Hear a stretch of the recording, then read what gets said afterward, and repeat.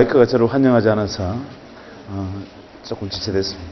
먼저 만나 뵙게 돼서 반갑습니다. 저는 외과 의사고 직업이, 그래서 어디 가서 이제 매번 강연을 하면 제일 합당하고 좋은 주제는 대장암 예방과 치료나 아니면 치질술 전후의 관리 뭐 이런 것으로 강연을 하면 사실 제가 잘할 수 있습니다. 그런데 제가 강연이 보통 뭐 연간 한 500회 정도 되는데 그 중에 단 한 번도 제가 직업이 외과 의사이기 때문에, 그것도 대장암이 전공인데 저한테 대장암과 관련된 주제로 강연을 맡기는 것이 한 번도 없었고, 그게 한 10년 동안 정말 그 많은 강연 중에 단 한 번도 제게 건강 관련 주제를 요청을 받지를 못했습니다. 그래서 오늘은 학생들을 대상으로 이 대장암의 병인론이나 대장암의 역학조사 뭐 이런 주제로 한번 이야기를 해볼까 하다가 끝나고 난 다음에 무지하게 욕먹을 것 같아서 그냥 원래 주제로 돌아가겠습니다. 고민했습니다. 왜냐하면 오늘 아주대학에서 지금 하고 있는 주제에 이 말씀을 맞춰서 말씀을 드리려면 이 두 가지가 있을 텐데, 하나는 능동적이고 아주 다이나믹한 어떤 삶의 입장에서 이야기할 수 있을 거고, 행복이라는 입장에서, 두 번째는 아주 나이브하고 소프트하게 우리가 성찰하는 부분에서 이야기할 수 있을 텐데, 아무래도 학생들을 대상으로 하는 이야기니까 좀 다이나믹한 이야기를 할까 싶습니다. 저는 직업이 외과의사고, 사실은 제가 명함을 어디 가서 내놓으면 많은 분들이 이 사람 진짜 의사였네 뭐 이런 소리를 잘합니다. 그래서 제가 의사처럼 생기지가 않았고, 첫째. 두 번째로는 도저히 뭐 제대로 실력을 갖춘 사람이라고 보이지 않기 때문에 그럴 겁니다. 그런데 그 모든 것은 사실 제가 자초한 탓이 좀 있습니다. 왜냐하면 병원에 앉아서 환자만 열심히 진료하면 되는데 쓸데없는 일들을 하면서 다른 일로 많이 이렇게 다른 사람들이 저를 만나다 보니까 저게 직업의 의사라는 사실 자체를 인정하려 들지 않는 경우를 왕왕 접합니다. 어쩌다가 그렇게 됐는가에 대한 이야기로 먼저 비하인드 스토리부터 좀 들려드리겠습니다. 제가 외과 전문의가 된 게 1993년입니다. 전문의라는 게 의과대학은 보통 이제 의과대학을 졸업하고 의사 면허를 따고 인턴 레지던트를 거쳐서 이 전문의를 이제 자격을 획득하게 되는데, 인턴 레지던트하고 전문의하고 차이는 이 군대에서 이 소위하고 이 별단 사람하고 장군하고 차이 좀 됩니다. 그래서 레지던트 신분에서 전문의 시험에 합격하는 순간 그 다음날부터 식당에 내려가면 밥을 드디어 밥그릇에 담아주기 시작하고, 가운이 폴리에스테르에서 면으로 바뀌고 뭐 한 50가지 정도가 바뀝니다. 그런데 그 중에 가장 중요한 것은 뭐냐면 일단 월급이 한 10배쯤 오릅니다. 그래서 레지던트에서 전문의가 되는 순간 이제부터 비로소 이제 꽃이 피었다 뭐 이렇게 생각하는 시절이죠. 전문의 합격했다는 통지를 받고 이제 인생의 꽃이 피었구나 생각을 했습니다. 그때가 지금으로부터 무려 15년 전이니까. 그래서 일단은 취직을 해야 되는데 보통 이제 아주대학병원 또 이제 인턴 레지던트가 수련을 하는 곳이지만, 이렇게 레지던트 트레이닝을 하는 대학병원에서는 전문의 자격증을 딴 사람들이 배출이 되면 각 다른 병원에서, 인력이 필요한 병원에서 이런 이 수련병원으로 인력 요청서를 팩스로 보냅니다. 그러면 그것을 보고 이쪽에서 다시 이제 이력서를 보내고 몇 번 주고받다가 취업하는 형태를 그때만 해도 취했습니다. 지금과 같이 뭐 웹시대가 아니었으니까.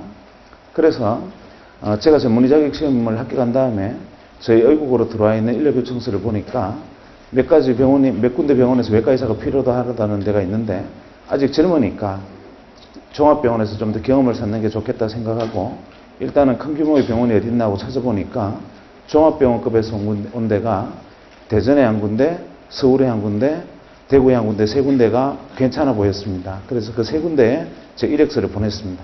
그랬더니만 세 군데에서 회신이 왔는데, 서울과 대구에 있는 종합병원에서는 그 당시 외과 의사에 대한 평균 연봉과 평균적인 대우, 근무 조건을 달아서 회신이 왔고, 대전에 있는 병원 한 군데에서는 그 당시 외과 의사 연봉의 3배를 줄 테니까 오라고 답신이 왔습니다. 3배야. 뒤도 돌아보지 않고 혹시나 다른 사람이 체갈까봐 팩스를 보자마자 바로 전화를 했습니다. 제가 그 병원에 가서 근무해도 되겠습니까? 떨리는 목소리로 얘기를 하니까 그쪽에서 당신을 아주 애타게 기다렸다고 이렇게 말을 해요. 그래서 제가 언제부터 근무하면 되겠습니까? 라고 말하니까 빠르면 빠를수록 좋다고 그렇게 말을 하길래 저는 뭐 내일이라도 가려면 갈 수 있습니다. 이렇게 말을 했더니만 그럼 내일부터 와서 근무해달라 이렇게 말을 하는 거예요. 뭐 두 번 생각할 게 없죠. 돈 많이 준대죠. 또 간절히 나를 필요로 한대죠.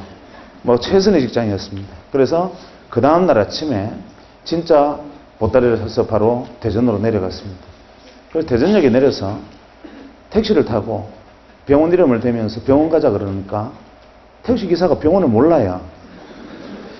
좀 이상하지 않습니까? 종합병원인데 택시기사가 모르는 게. 그래서 청남대학병원 옆에 어디라고 주소를 가르쳐두니까 깨우뚱깨우뚱하면서 찾아갔는데 기사가 막상 가보니까 이제 병원 골조공사만 끝나 있고 응급실, 외래진료실, 수술실 몇 가지만 완성되어 있고 나머지는 골조공사 중이었습니다. 이유는 인가받은 날짜에 개원을 해야 되고 공사는 지연되고 해서 우선 한 개층의 반만 형식적으로 오픈을 한 상태였고 제가 뭔가 좀 잘못됐다는 것을 깨닫긴 했지만 그래도 이왕 왔으니까 하고 원장실을 찾아가서 문을 두드리고 들어가니까 원장님이 저를 반기시면서 이렇게 말했습니다. 당신이 우리 병원에 온 첫 번째 의사다.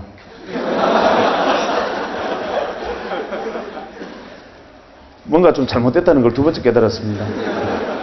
그리고 난 다음에 제가 여기서 무슨 일을 해야 되겠습니까? 이렇게 말을 하니까 하시는 말씀이 원래 당신도 알다시피 병원에는 외과 의사는 무조건 3명이 있어야 된다. 종합병원에. 그래야 한 명은 외래 보고 한 명은 수술하고 또 한 명은 밤에 응급수술이나 응급 상황을 커버를 해야 되기 때문에 그 다음날 쉬어야 되고 이렇게 무조건 3명이 있어야 되는데 우선 혼자 있으니까 3가지 목을 다 하고 대신 월급을 3배로 주겠다. 사람을 한 명 구하면 월급을 반으로 줄이고 3명 다 차면 3분의 1만 받아라 이렇게 말하는 거예요. 제가 그러면 그렇지 저한테 그런 파격적인 혜택을 줄 리가 없는데도 불구하고 유혹을 받아서 갔던 걸 땅을 쳤지만 이미 어떻게 하겠습니까? 그래서 그냥 돌아서려다가 순간적으로 유혹이 생겼어요. 왜냐하면 어차피 레지던트 하느라고 조금 전까지만 해도 뭐 밤잠 안 자고 일했으니까 레지던트 1년 유급했다 생각하면 1년만 바짝 일하면 나머지 2년은 해외여행 다니고 놀아도 되겠다. 다른 사람하고 똑같다 조건이. 이렇게 생각하니까 또 마음이 편해져요. 그래서 좋습니다. 근무해 보겠습니다 하고 근무를 시작했는데 한 3주가 지나니까 죽을 것만 같아요. 왜냐하면 충남대학병원에서 환자가 밀려들면 옆에 병원 생겼는데 거기 가면 받아준다고 다 보내버리는 거예요. 그래서 낮에 외래진료 20-30명 하고 한숨 돌리려 하면 위에 수술 준비됐다 그러고 수술하고 내려오면 환자 30명 기다리고 또 마치고 실려하면 수술 준비됐다 그러고 남들 퇴근하는 시간대 해그름이 되면은 응급실에 환자 50명 기다린다 그러고 이러는 거예요. 한 3주 정도 지나니까 정말 2시간 이상 잠을 연달아 자보지는 못했습니다. 그래서 이제 거의 휘청거리는 걸음을 걷고 있는데 제가 서울에 있는 모 경제연구소에 근무하는 친구한테서 제게 전화가 왔습니다. 전화가 와서 그래 오랜만이다 하고 전화를 받으니까 다짜고짜 이렇게 말을 하는 거예요. 좋은 강연이 있는데 하나 들으러 오지 않겠느냐 이렇게 말해요. 그래서 제가 무슨 강연이냐 물어보니까 미래사회 트렌드에 대해서 프랑스 유학을 갔다 온 아주 똑똑한 친구가 이 강연을 하는데 이게 들어두면 굉장히 좋은 강연일 거라고 일생에 좋은 기회일 거라고 이렇게 말해요. 그래서 제가 그때 그 친구 보고 이렇게 말했습니다. 대전 시민의 생명이 내 양어깨에 다 걸려있다 지금. 지금 경제 강연 들어간다고 병원 비워놓고 갈 상황이 아니다. 말 같지도 않은 소리 하지 말아라. 전화를 끊으려 하니까 이 친구가 뭐라 하느냐 하면은 이 강연을 안 들으면 평생 후회할 거래요.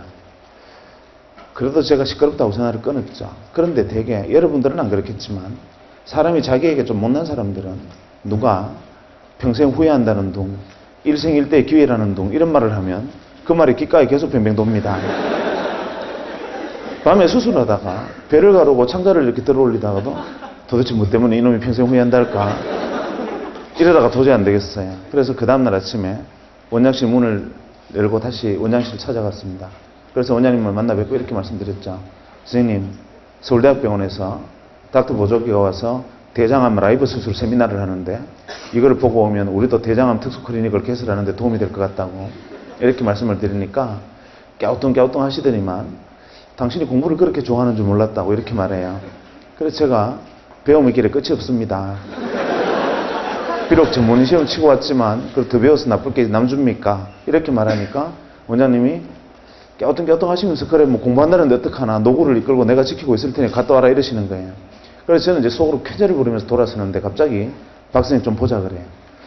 대개 이제 공식 출장은 뭐 학회가 있으면 세미나 카탈로그나 뭐 이런 게 있을 테니까 그걸 가져오라는 줄 알고 뜨끔했는데 그게 아니라 이분이 가슴에서 지갑을 꺼내시더니만 그때 돈으로 무려 100만 원을 제게 주시는 거예요. 그러면서 이왕 서울 가서 학회 가면 학회 마치고 친구들하고 모여서 밥도 사 먹고 술도 한잔 마시고 놀다가 그 다음날 와라 이러시는 거예요.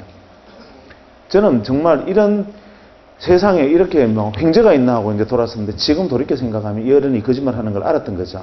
그러니까 한 3주 직사게 고생을 했는데 이놈 아무래도 거짓말 하는 걸로 봐서 한번 풀어주지 않으면 그냥 그만두고 영 돌아오지 않는 수가 있겠다. 이래서 그냥 용돈을 준 거였는데 저는 속에 넘겼다고 생각했습니다. 그래서 돌아 나왔는데 사람이 이게 말 타면 종 부리고 싶죠. 시간이 생기고 돈이 생기니까 혼자 가기 심심한 거예요. 그래서 누구를 데려갈까 고민을 하다가 아무리 사방을 돌아봐도 그 시간에 강연 들어갈 친구가 없어요. 평일날 오후 그러니까 수요일 오후 3시에 하는 강연에 참석할 직장 다니는 멀쩡한 친구가 누가 있겠습니까? 그래서 누구를 데려갈까 고민하다가 한 명이 딱 압축이 됐는데 그게 누구였느냐 하면 텍사스 주립대학에서 MBA를 마치고 와서 1년째 백수하던 친구가 있었어요. 여러분들은 그거를 잘 이해를 못 하시겠지만 우리는 베이비붐 세대라서 대학 마치고 할 일이 없으면 대학원을 가고 대학원 막 갔다 와서도 할 일이 없으면 미국 갔다가 그냥 오기 미안하니까 MBA 해서 오는 거 그 다음에 한 1, 2년 백수하는 게 이게 정통 코스였습니다. 그래서 이 친구한테 전화를 했습니다. 강연 들으러 같이 안 갈래? 저는 그때 놀라운 사실 하나 배웠는데 백수는 보통 사람과 감정 반응이 틀립니다. 우리는 누군가가 자꾸 전화하고 뭐 삐삐하고 핸드폰하고 나를 찾고 부르면 짜증내지 않습니까? 백수는 누군가가 자기 이름을 불러주면 오르가즘 느낍니다. 자기 이름을 불러준다는 그 사실만으로 그 사람에게 가서 꽃이 되는 게 백수입니다. 제가 강연 들어가지 않을래 그러니까 언제 어디서 하는 무슨 강연이 있냐 물어보지도 안 하고 그래 가자 그러는 거예요. 그래서 이 친구 같이 가기로 했습니다. 이 친구가 동대구에서 기차를 타고 대전역으로 오고 저는 대전역에서 만나서 같이 서울의 연구소로 갔습니다. 연구소 강연장에 들었으니까 이 강당보다 한 절반 정도 되는 강당에 좋은 의자들이 한 50개 놓여 있었고 거기에 꽉 차 있었습니다. 연구원들이. 그러니까 박사급 연구원들이 쭉 앉아 있었는데 이분들이 좋게 말하면 프라이드고 나쁘게 말하면 자만심이 이 폐소까지 부풀어 있는 사람들입니다. 지금도 그 연구소가 그런데 93년도에는 다른 박사학위 받고 와서 백수가 기본 코스인데 한국 최고의 경제연구소에 있다는 사실만으로 어깨에 풍선이 이만큼 들어있던 사람들이었습니다. 그래서 자만심이 엄청난 곳이었죠. 제가 작년에 거기 강연하러 갔습니다. 그러니까 13년 전에 강연 들으러 갔다가 작년에 거기 강연하러 갔더니만 정말 의전으로 사람을 죽입니다.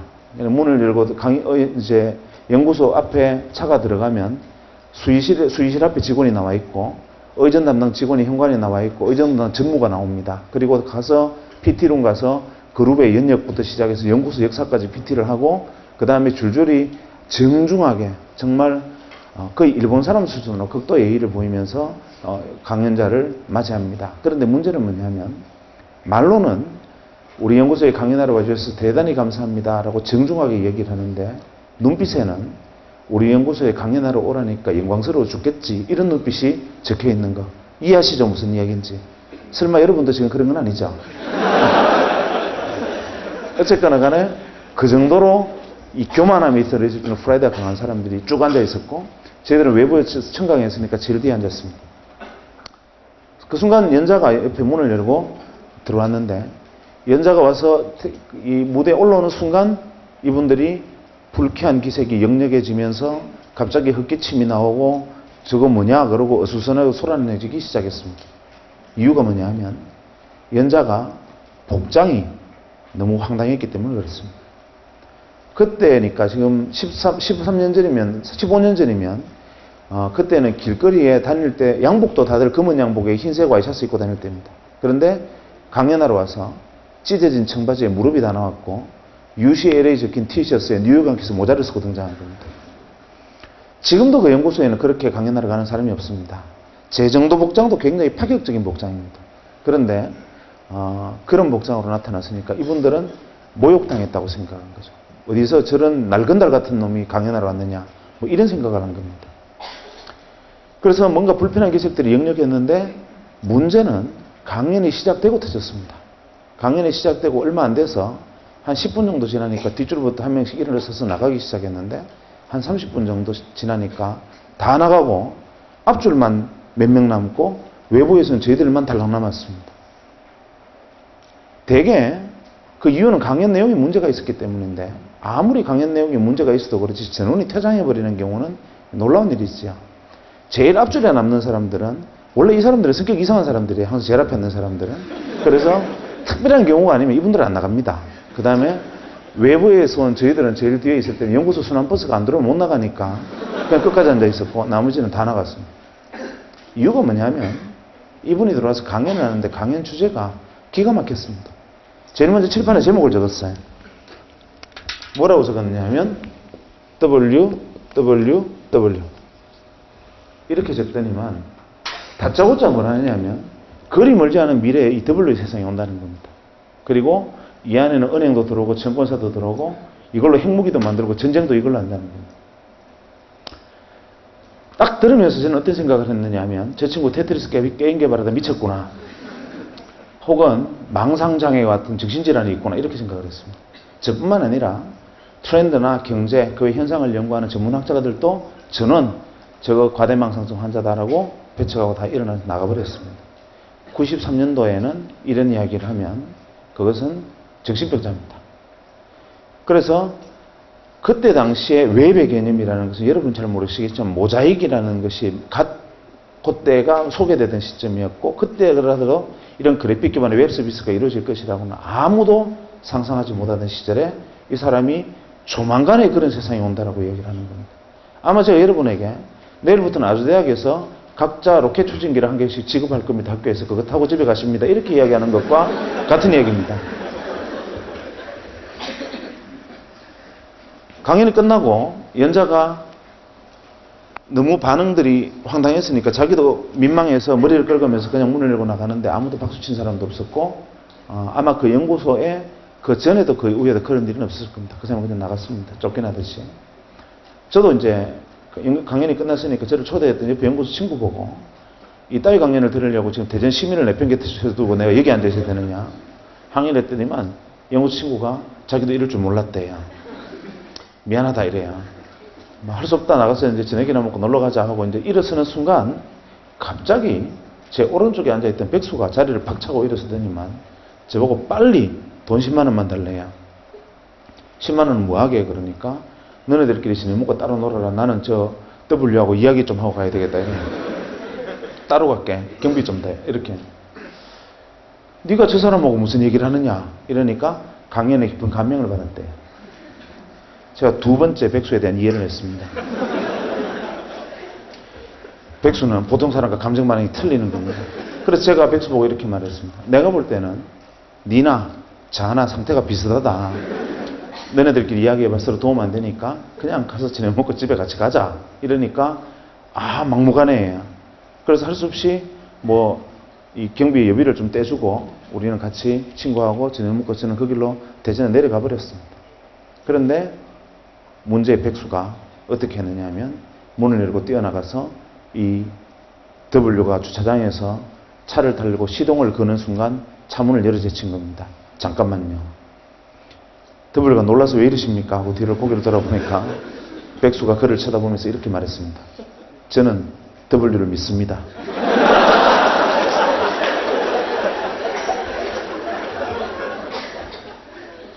W가 믿어주시는 건 감사한데 왜 이러시나요?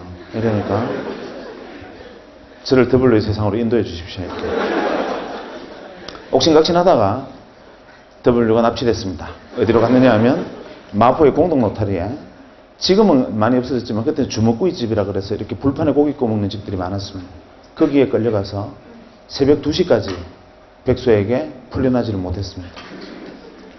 백수가 가진 건 인내심밖에 없죠. 끝까지 물고 늘어졌습니다. 나중에는 W가 제게 원하는 게 뭡니까? 왜 이러십니까? 나 집에 가야 됩니다. 이러니까 백수가 제게 W의 세상으로 뛰어들 수 있는 실마리를 던져주면 놔주겠습니다. 이렇게 된 겁니다. 결국 못 이긴 W가 백수에게 이렇게 하는 것이 어떻겠느냐라는 조언을 하고서야 풀려났다는 후문이 들려왔습니다. 그로부터 한 2, 3년이 지난 다음에 이 문제의 W가 작은 사무실을 하나 냈습니다. 자본금 700만 원으로 알고 있습니다. 그리고 이 W를 하는 회사를 창립을 했고 그 회사의 자산 가치가 현재 2조 가까이 됩니다. 놀라운 일이죠. 쇼킹한 일입니다. 뭐 그건 그렇다 치죠. 그런데 저는 아직도 그때 일만 생각하면 모골이 송연한 것이 무엇이냐면 자본금 700만 원으로 출발을 해서 지금 수조의 자산을 일군 기업이 됐다는 게 놀라운 게 아니라 정말 놀라운 것은 무엇이냐면 그때 지금으로부터 15년 전에 이런 세상이 펼쳐질 거라고 말했던 그 세상이 지금 내 눈앞에 그대로 펼쳐져 있다는 사실이 소름 끼칩니다. 아무도 믿지 않았던 옆에서 바로 귀에 대고 이야기를 해줘도 미쳤다라고 얘기했던 그 이야기들이 바로 지금 내 눈앞에 거짓말처럼 펼쳐져 있어요. 저는 그게 지금도 그 사람의 이야기가 귀에 팽팽 돕니다. 소름이 끼칩니다. 그런데 그럴 수 있어요. 5천만 중에 1명 정도는 지니어스한 인간이 있습니다. 특별한 인간이 있어요. 뭐 한치 앞에 운명을 내다본 데는 무당도 있는데 뭐 그럴 수도 있어요. 문제는 백수입니다. 이놈이 저하고 헤어지고 한 3주쯤 있다 전화가 왔습니다. 병원으로. 전화를 받아 상투적인 인사를 했죠. 그날 잘 내려갔냐? 뭐 이렇게 인사를 했더니만 다짜고짜 보고 이러는 겁니다. 월급 받았나? 섬뜩하지 않습니까? 제가 첫 월급 받은 거는 당연히 받았을 텐데 그걸 왜 지가 저한테 묻습니까? 제가 서울 가면서 당분간 뭐 몸 팔아서 세배 받기로 했다 이런 얘기를 했단 말이죠. 그랬더니만 그래 받기는 받았는데 왜 그러니까 그 돈 내 빌려둬 이러는 거예요. 좀 심하지 않습니까? 남 첫 월급을 자기 빌려달라. 저희들은 레지던트 때까지만 해도 월급이라는 게 뭐 사실 책값도 안 되고 뭐 그냥 정말 용돈도 안 되게 살아가다가 비로소 사회에 나와서 첫 월급을 받았는데 그거를 자기 달라는 거 좀 심하지 않습니까? 그래서 제가 안 된다. 말 같지도 않은 소리 하지 마라 이러니까 꼭 자기한테 빌려줘야 된대요. 사실 솔직히 말해서 백수가 빌려도 이 말은 그냥 도 이 말이잖아요. 나중에 내가 돈 좀 벌면 생각하자 지금 안 된다 이러니까 하는 말이 지금 그 돈을 빌려주든지 자기하고 30년간의 인간관계를 끊으래요. 마음으로는 끊고 싶죠. 그런데 이게 인간은 사회적 동물이라 제가 지하고 그 일로 인연을 끊으면 남들은 속 모르는 남들은 이렇게 합니까? 30년 전에 불알 친구가 고작 돈 몇 푼 빌려달라 했다고 저는 우정을 끊은 나쁜 놈이라 하더라. 이렇게 소문이 날 거 아닙니까? 우여곡절 끝에 제가 받았던 첫 월급 중에 60만 원을 제가 최소 생계비를 지배하고 이놈한테 다 뺏겼습니다. 지금도 그것만 생각하면 뼈가 아픕니다. 어쨌거나 제 돈을 빌려갔어요. 그리고 이 녀석이 무슨 짓을 했느냐 하면 혹시 여기 대구 출신에 계신지 모르겠지만 대구에 가면은 범어동에 대구은행 본점이 있고 그 뒤에 작은 분식집들이 좀 있었는데 그 분식집에 작은 방을 하나 빌리고 거기서 사업을 시작했습니다. 그래도 또 좀 시간이 지나서 제게 전화가 왔습니다. 한동안 연락이 없다 전화를 받았는데 여보세요 하니까 내다 이러는데 그놈 목소리예요. 그래서 제가 전화 받자마자 나 돈 없다 이러니까 돈 이야기가 아니니까 안심하래요. 그럼 왜 전화했냐 그러니까 자기가 제 돈 빌려서 사업을 시작했는데 그거를 좀 도와줘야 되겠대요. 돈 말고 내가 뭘 도와주냐 그러니까 아주 단순하니까 주소만 하나 만들면 된대요. 그게 무슨 주소 그러니까 내가 대전시 중구 문화동 46-1번지가 내 주소인데 무슨 주소를 또 만드냐 이러니까 그건 아니고 굉장히 단순한 건데 가상 주소를 하나 만드는데 그 이유서는 뭐냐면 편지를 주고받는데 필요한 거래요. 내용을 듣고 보니 지금으로 말하면 이메일 시스템을 운영을 하는데 거기에 이제 아이디를 만들어라 이 말입니다. 그래서 제가 첫 번째 바로 이렇게 말했습니다. 니 내 돈 빌려서 거지 됐나? 첫째, 냉철한 지성과 합리적인 판단력으로 볼 때 너는 무조건 망한다. 왜냐하면 내가 세 가지만 물어볼게. 첫째, 너 1년에 편지 몇 통 쓰냐? 네가 1년에 편지 3통 이상 쓰면 내 손에 장을 지진다. 대개의 사람이 다 그럴 텐데 그거를 컴퓨터를 통해서 편지를 주고받는 사업이 되겠나? 무조건 안 된다. 두 번째, 설령 편지를 3통 이상 쓰는 사람이 있다 치자. 그래도 우표값 30원이 아까워서 그걸 컴퓨터를 해서 쓰겠나. 셋째, 편지란 착오로 6필로 쓰는 거다. 이 사업은 무조건 안 되는 사업이다. 하니까 이 친구가 하는 말이 W가 말씀하시기를 에브리바디가 컴퓨터로 편지를 쓰는 날이 온다 했다는 거예요. 그래서 제가 그날 내가 너를 데려간 내 업보다 하고 어쩔 수 없이 아이디를 하나 만들어줬습니다. 그때 만들었던 아이디가 뭐냐면 어펜딕스입니다. 이 어펜딕스는 여러분들은 그냥 금방 떠오르는 게 부록이나 목차라는 뜻을 떠올리겠죠. 제가 이 녀석한테 어펜딕스로 하겠다 그러니까 부록, 목차, 역시 너는 철학적인 놈이야 이러는 거예요. 사실은 어펜딕스는 의학용어로 맹장이라는 뜻입니다.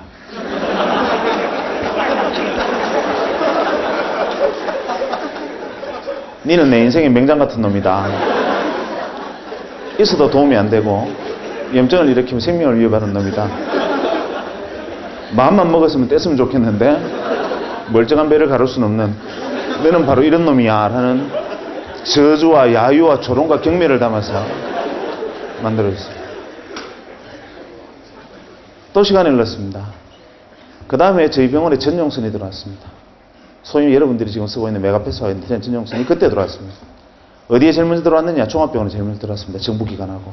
그때 정보고속도로 사업 때문에 의료정보화 산업하고 정부 행정전산망 사업인데 행정전산망 사업 때문에 정부와 종합병원에 시범적으로 인터넷 전용선들이 깔리기 시작했습니다.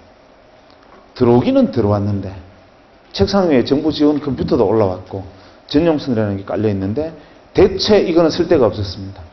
기껏 한다는 게 하이텔 접속하는데 조금 빨랐다는 거. 그 외에는 하등 용도가 없는 그 시전용선이었습니다. 그렇게 컴퓨터를 방치해두고 있는 어느 날 자기가 또 백수가 전화와서 뭘 하나 어떻게 해라 해서 그냥 뭐 어떻게 했습니다. 그러고 난 다음에 무심코 하루는 컴퓨터를 딱 켜니까 갑자기 바이러스 먹은 것처럼 크다는 창이 하나 붕 뜨더니만 산신령 그림이 하나 나타나고 산신령이 편지를 들고 있는 그림이 나타나요. 그러면서 편지가 왔습니다 하면서 산신령이 이렇게 편지를 흔들어요. 이게 뭐야 하고 클릭을 하니까 동창회 소집 공고 제목이 이렇게 되어 있는데 아 이놈이 한다는 짓이 기껏 한다는 짓이 이거구나 하고 투덜거리며 냉소적으로 바라보다가 잠깐 놀랐습니다. 뭐냐면 수신인이 170명 수신인 명단에 170명으로 되어 있어요. 그래서 제가 어라 170명한테 한 방에 다 보낼 수 있으면 이거는 뭐 그런 대로 나쁘진 않네 하고 거기다가 답장하기 기능을 통해서 모두에게 하시겠습니까? 그때만 해도 그렇게 후진적으로 답장하기 모두에게 하시겠습니까? 예 하고 나는 대전에 무슨 병원인데 너네들은 어딨니? 하고 보냈더니만 이틀 만에 무려 한 7, 80명의 동창으로부터 편지가 쏟아졌습니다. 나는 뭐 어디에 있다. 나는 정부에 뭐 과천 어디 청사에 있다. 이런 식으로 막 연락이 쏟아졌는데 이거 신기하지 않냐? 되게 반응이 이랬습니다. 알고 보니 백수가 동창회 명부를 들고 정부나 대기업, 종합병원 같은 데 전용선이 들어와 있을 만한 곳에 근무하는 친구들을 일일이 전화를 해서 설명하고 가입하게 하고 그 다음부터 낚시질로 메일을 계속 낚시 메일을 던지고 있었던 거예요. 저도 덜컥 물었던 거죠. 그날 이후로 저희 병원의 진료가 마비가 됐습니다. 이유가 뭐냐면 저희 병원 직원들한테 소개를 했더니만 다들 메일놀이에 빠져가지고 지금으로 치면 메신저를 메일을 메신저처럼 사용한 겁니다. 건강원에서 어제 저녁에 뽀뽀하는 거 봤다 이러면 선생님이나 신경 쓰세요. 뭐 이런 식으로 왜 하루 종일 메일놀이 너무 신기하니까 메일놀이를 시작한 거죠. 저희 병원 직원이 다 가입하는데 일주일이 안 걸렸습니다. 물론 그 동창들 주변에 있던 사람들도 그랬죠. 그래서 서울도 아니고 대구에서 시작한 전자메일 서비스 회사가 1년 반 만에 250만의 가입자를 모집했습니다. 그리고 99년 초에 골드만삭스라는 외국계 투자사 600억의 지분을 넘겼습니다. 그리고 지금은 포스코 센터 옆에 있는 이렇게 쳐다보기도 어려운 빌딩의 소유주이기도 하고 그 안에 4개의 벤처기업을 거느린 벤처 지주사의 회장으로 변신해 있습니다. 백수가. 그리고 제 돈은 아직 안 갚았습니다.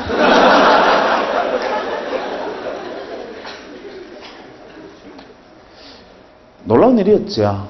이게 대한민국 최초의 상용메일 서비스였습니다. 우리나라에서 최초로 상용메일을 서비스했던 것이었고 정말 엄청난 일이었습니다. 저는 그 과정에서 굉장히 가슴이 아팠습니다. 굉장히 고통스러웠어요. 옆에 지켜보면서. 왜냐하면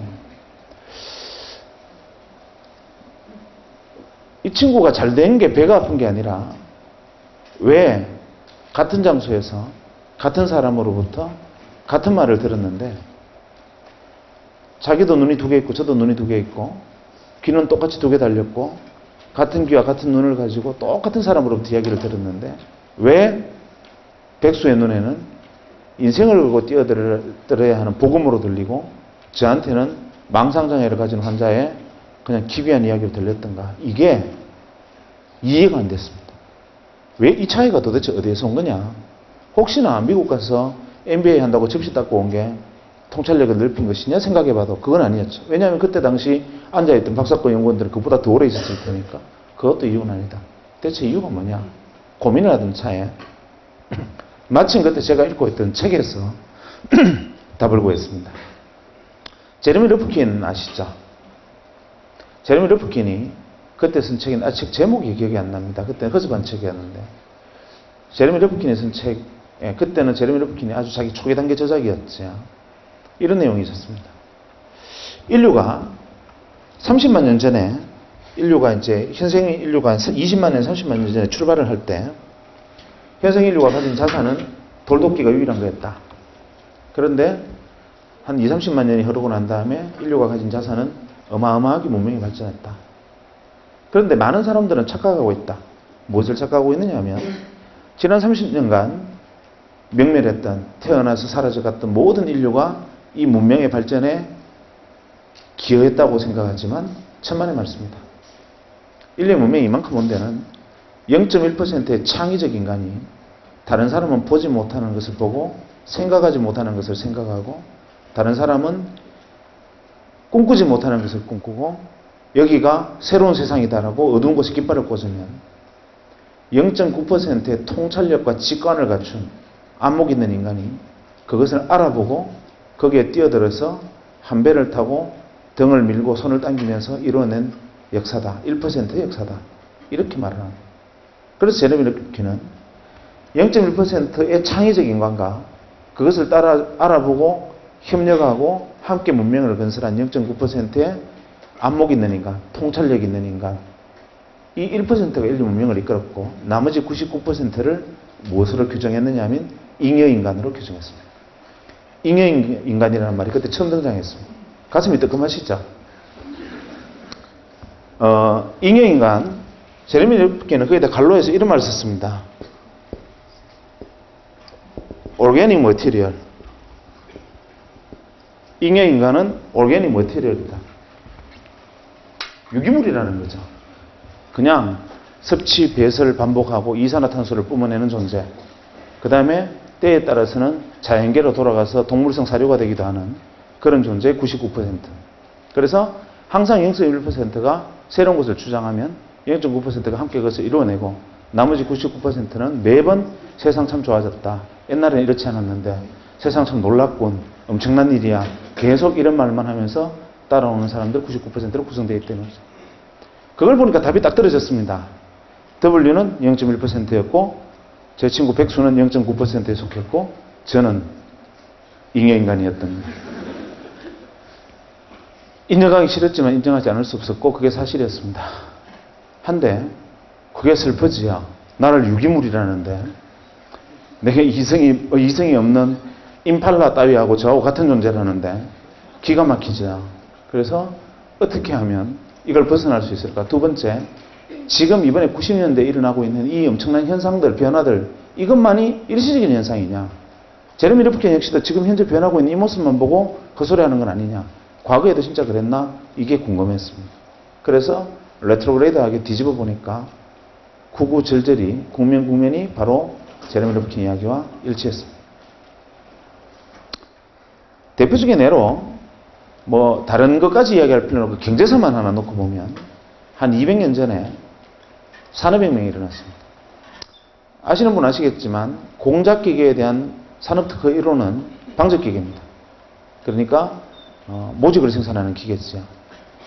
모든 사람이 배틀에서 시주가 날줄을 엮어서 모직을 생산하던 영국에서는 양털은 나왔지만 그것을 가공할 능력이 없어서 길 건너에 있는 이 네덜란드로 가서 이 모직물을 생산해서 도로 가져오면서 엄청난 옷값이, 이 모직값이 엄청나게 비쌀 때였습니다. 아무나 입지 못하던 것을 기계를 통해서 대량 생산한다니 이거는 세상을 뒤집는 혁명과 가까운 이야기였습니다. 창의적이죠. 그 기계를 만든 W는 획기적인 물건을 개발한 겁니다. 문제는 다른 사람들은 다 그냥 그런 게 있나 보다 하는데 그때 당시 글래스고에 그 공장이 처음 만들어졌을 때 주변에서 감자밭을 하던 사람들 중에 일부가 이렇게 생각합니다. 저놈 W다. 저거 세상 뒤집겠다. 산업을 중심이 되겠다. 나도 저기 뛰어들 방법이 없을까? 고민을 합니다. 그러다가 어디에 주목을 하느냐 하면 죽었다 깨나도 기계를 만들 재간은 없으니 어디에 주목을 하느냐 하면 모직 생산이 잘 되면 아무리 기계가 잘 돌아가 봐야 양털 없으면 안 된다. 지금 대개 천재들의 가장 큰 단점은 좌우를 돌아보지 않는 겁니다. 공장은 지어놓고 양털을 어디서 가져올지를 생각을 하지 않고 우선 지금 가져오듯이 그냥 하면 되겠지 생각하지만 그것을 딱 착안한 일부 감자밭을 하던 사람들이 감자밭을 갈아엎고 양목장을 시작합니다. 모직 생산 어마어마한 속도로 인기를 끌고 양털이 대량으로 필요해지면서 어마어마한 부를 양목장주들이 가져갑니다. 뒤늦게 너도 나도 감자밭을 갈아엎고 양목장들을 하는 바람에 영국에 감자파동이 일어납니다. 감자기근으로 영국 아일랜드 같은 경우에 거의 절반이 감자파동으로 죽는데 이유는 바로 모직 때문입니다. 그 상황을 두고 토마스 모어는 유토피아라는 책을 씁니다. 그러면서 토마스 모어 유토피아는 제일 앞에 이런 말이 나오죠. 시가 나옵니다. 양이 사람을 죽였네, 양이 사람을 죽였네. 그거 읽어보신 분 계시죠? 그거 보면 양이 사람을 뿔로 떠받아 죽였다고 생각하시겠지만 사실 그때의 사회상, 즉 산업이 사람을 죽이는 것을 묘사를 했습니다. 전부 양목장을 하는 바람에 사람이 먹을 감자가 없어져서 감자기근이 들고 결국 굶어 죽게 생긴 사람들이 감자를 훔치게 되고 결국에는 감자를 훔치면 교수형에 처한다는 법이 만들어지고 영국의 길거리에는 교수형에 처해진 목매달린 시체들이 줄줄이 늘린 상황, 그 가혹한 상황을 두고 토마스 모어가 유토피아를 씁니다. 어쨌거나 간에 그만큼 한 명의 생각이 세상의 사회사까지 뒤집어 버립니다. 결국 양목장주들이 어마어마한 부를 축적합니다. 그래서 지금 영국에 가면 약 300개 정도 유력 가문이 있다 그러는데 그 가문들의 문양을 잘 들여다보면 이 양뿔이나 양머리가 그려진 문양들이 많습니다. 그것은 과거 200년 전에 조상들이 양목장을 했던 사람들의 후손이다 라는 것을 증명합니다. 그때 여전히 감자밭을 하던 사람들은 후손은 지금도 감자를 캐고 있다는 전설이 있죠. 문제는 그때부터 시간이 다시 조금 더 흐릅니다. 유럽에 드디어 소형 내연기관이 만들어지고 그것을 마차에 장착하는 초창기 형태의 원시적인 자동차가 만들어집니다. 하지만 그것을 자동차로 볼 수는 없었죠. 근대적 개념의 자동차를 제일 먼저 만든 사람이 누구냐 하면 헨리 포드입니다. 1903년에 헨리 포드가 자동차라는 걸 만듭니다. 변속기, 악셀레이터도 붙어있는 이 소위 말하는 클러치 장치까지 만들어진 자동차라는 것을 헨리 포드가 개발합니다. 미국에서 제작 발표합니다. 거창하게 자동차를 세워놓고 제작 발표를 딱 할 때 그때마다 뭐 레이싱 글은 없었겠죠. 헨리 포드가 옆에 서서 이것이 자동차다 이렇게 얘기를 하니까 도하 미국 언론들이 그 다음날 획기적인 물건이다라고 기사를 받은 게 아니라 헨리 포드를 조롱하는 기사들이 미국 신문을 도배를 합니다. 기사 내용은 이렇습니다. 헨리 포드라는 쪼다가 자동차라는 물건을 하나 만들었는데 이거 아주 웃기는 물건이다. 왜냐하면 이거 한 대 만드는데 기차보다 돈이 더 들었단다. 기차 한 대보다 더 비싼 생산 단가로 자동차라는 것을 만들었는데 그것을 실제로 보니 기차는 100명이나 타는 데 비해서 자동차는 고작 4명밖에 못 하더라. 이딴 걸 만들어 놓고 신기술이라 그러니 헨리 포드가 얼마나 쪼다냐 이런 기사를 만들고 심지어는 워싱턴 포스트의 경우에는 헨리 포드가 자동차를 거꾸로 들고 벌 쓰는 그림까지 그립니다. 만평으로. 헨리 포드가 투자자를 모집하려 하는데 못 구합니다. 아무도 그 사업에 뛰어들지 않죠. 좌절하고 절망합니다. 그리고 비망록에 이렇게 씁니다.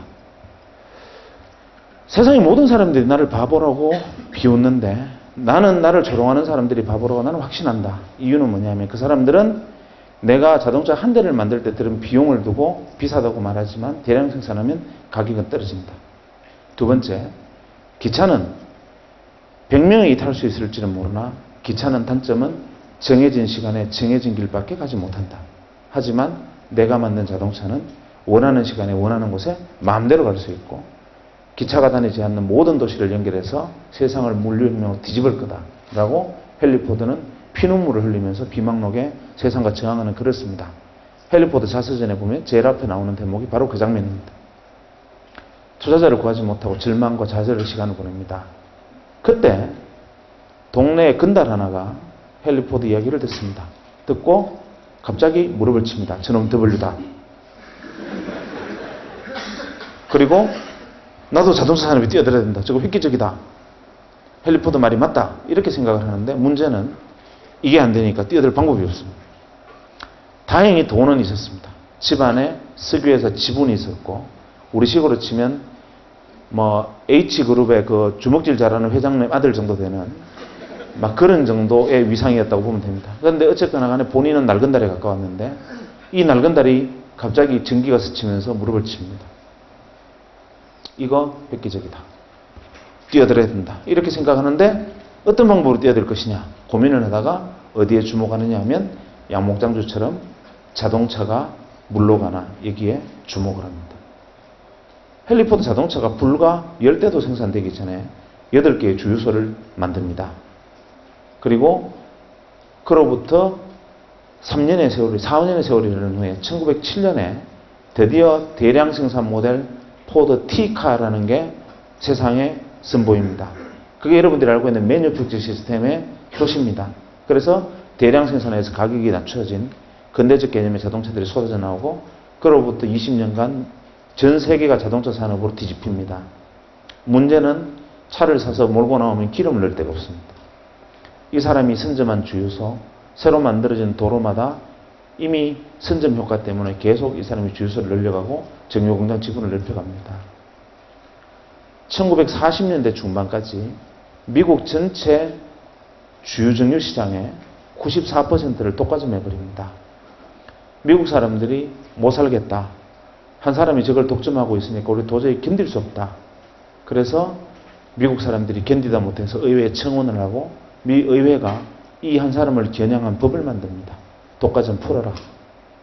그것이 여러분이 알고 있는 공정거래법. 놀라운 일이었죠. 이 사람은 전 세계의 부를, 전무후무한 부를 긁어모읍니다. 록펠러입니다. 그리고 오늘날까지도 그 시대의 주인이 되었던 록펠러의 영향은 아직까지 미칩니다. 또 10년 정도 세월이 흘러 제2차 세계대전이 벌어집니다. 1, 2차 세계대전이 벌어지는데 아주 지극히 통신이 문제입니다. 내가 적에게 이야기를 하면 적군이, 우리가 교신을 하면 적군이 교신을 듣고 우리가 대장님 폭격할까요? 그러면 적군이 듣고 있다. 쟤들 폭격한다. 숨어라. 이런단 말이에요. 그때 그것을 보고 이거 지극히 단순한 건데 하고 인터폰 회사를 하던 친구가 전화선 끊고 어차피 음성을 코딩하고 디코딩해서 넘기는 게 다인데 이거를 주파수를 써서 넘기면 무전기라는 것을 만들겠다 해서 무전기를 만들어서 소위 말하는 주파수 통신을 할 수 있게 만들어서 무전기를 만들고 대량으로 전장에 납품을 합니다. 그야말로 대박이 터집니다. 단순한 발상의 전환으로. 그리고 오늘날의 모토로라가 그거로 시작됩니다. 1946년에 휴렛 패커드가 또 10년이 흘러서 트랜지스터라는 걸 개발합니다. IC. 사람들이 만들었나 보다 이러고 있을 때 이 트랜지스터를 이용하면 진공관을 대체하는 전자산업이 발달할 수 있겠다라고 믿고 거기에 뛰어드는 그 당시 중소기업들, 그 당시 전자회사들 중에 선점에서 뛰어든 수많은 0.9%의 기업들이 있었습니다. 그리고 기업들은 톰슨, 제네시스, 월풀, 필립스와 같은 어마어마한 전자회사로 성장을 해나갑니다. 그리고 1960년대 일렉트로 메카트로닉스 시대, 기계와 전자문명의 시대로 전 세계 문명을 수십 단계 또 위로 밀어올리고 이 사람들이 시대의 주인이 됩니다. 또 10년이 흘러서 반도체라는 게 만들어집니다. W가 반도체를 들고 나옵니다. 전기가 흐르기도 하고 안 흐르기도 한다. 전기가 깜빡깜빡하는 게 반도체다. 99%들이 묻습니다. 어쩌라고?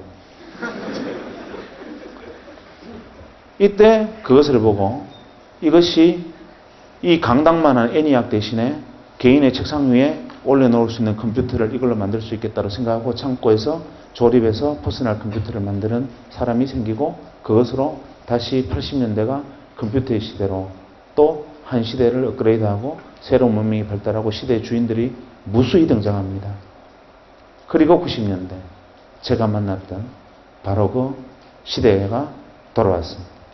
이러고 보니 몇십 년마다 계속 기회를 주어지고 기회를 만들어내는 0.1%와 창의적인 감각, 그것을 알아보고 잽싸게 뛰어드는 통찰력 있고 직관이 있고 안목 있는 인간, 나머지 99%들이 계속 세상 살만해라고 외치는 99%들이 끊임없이 반복되어 왔던 역사다라는 것을 뒤늦게 깨달았고, 저도 그때 뒤늦었기는 했지만 0.9%가 되고 싶었는데 도저히 제 눈에는 뭐가 더블인지 보이질 않았습니다.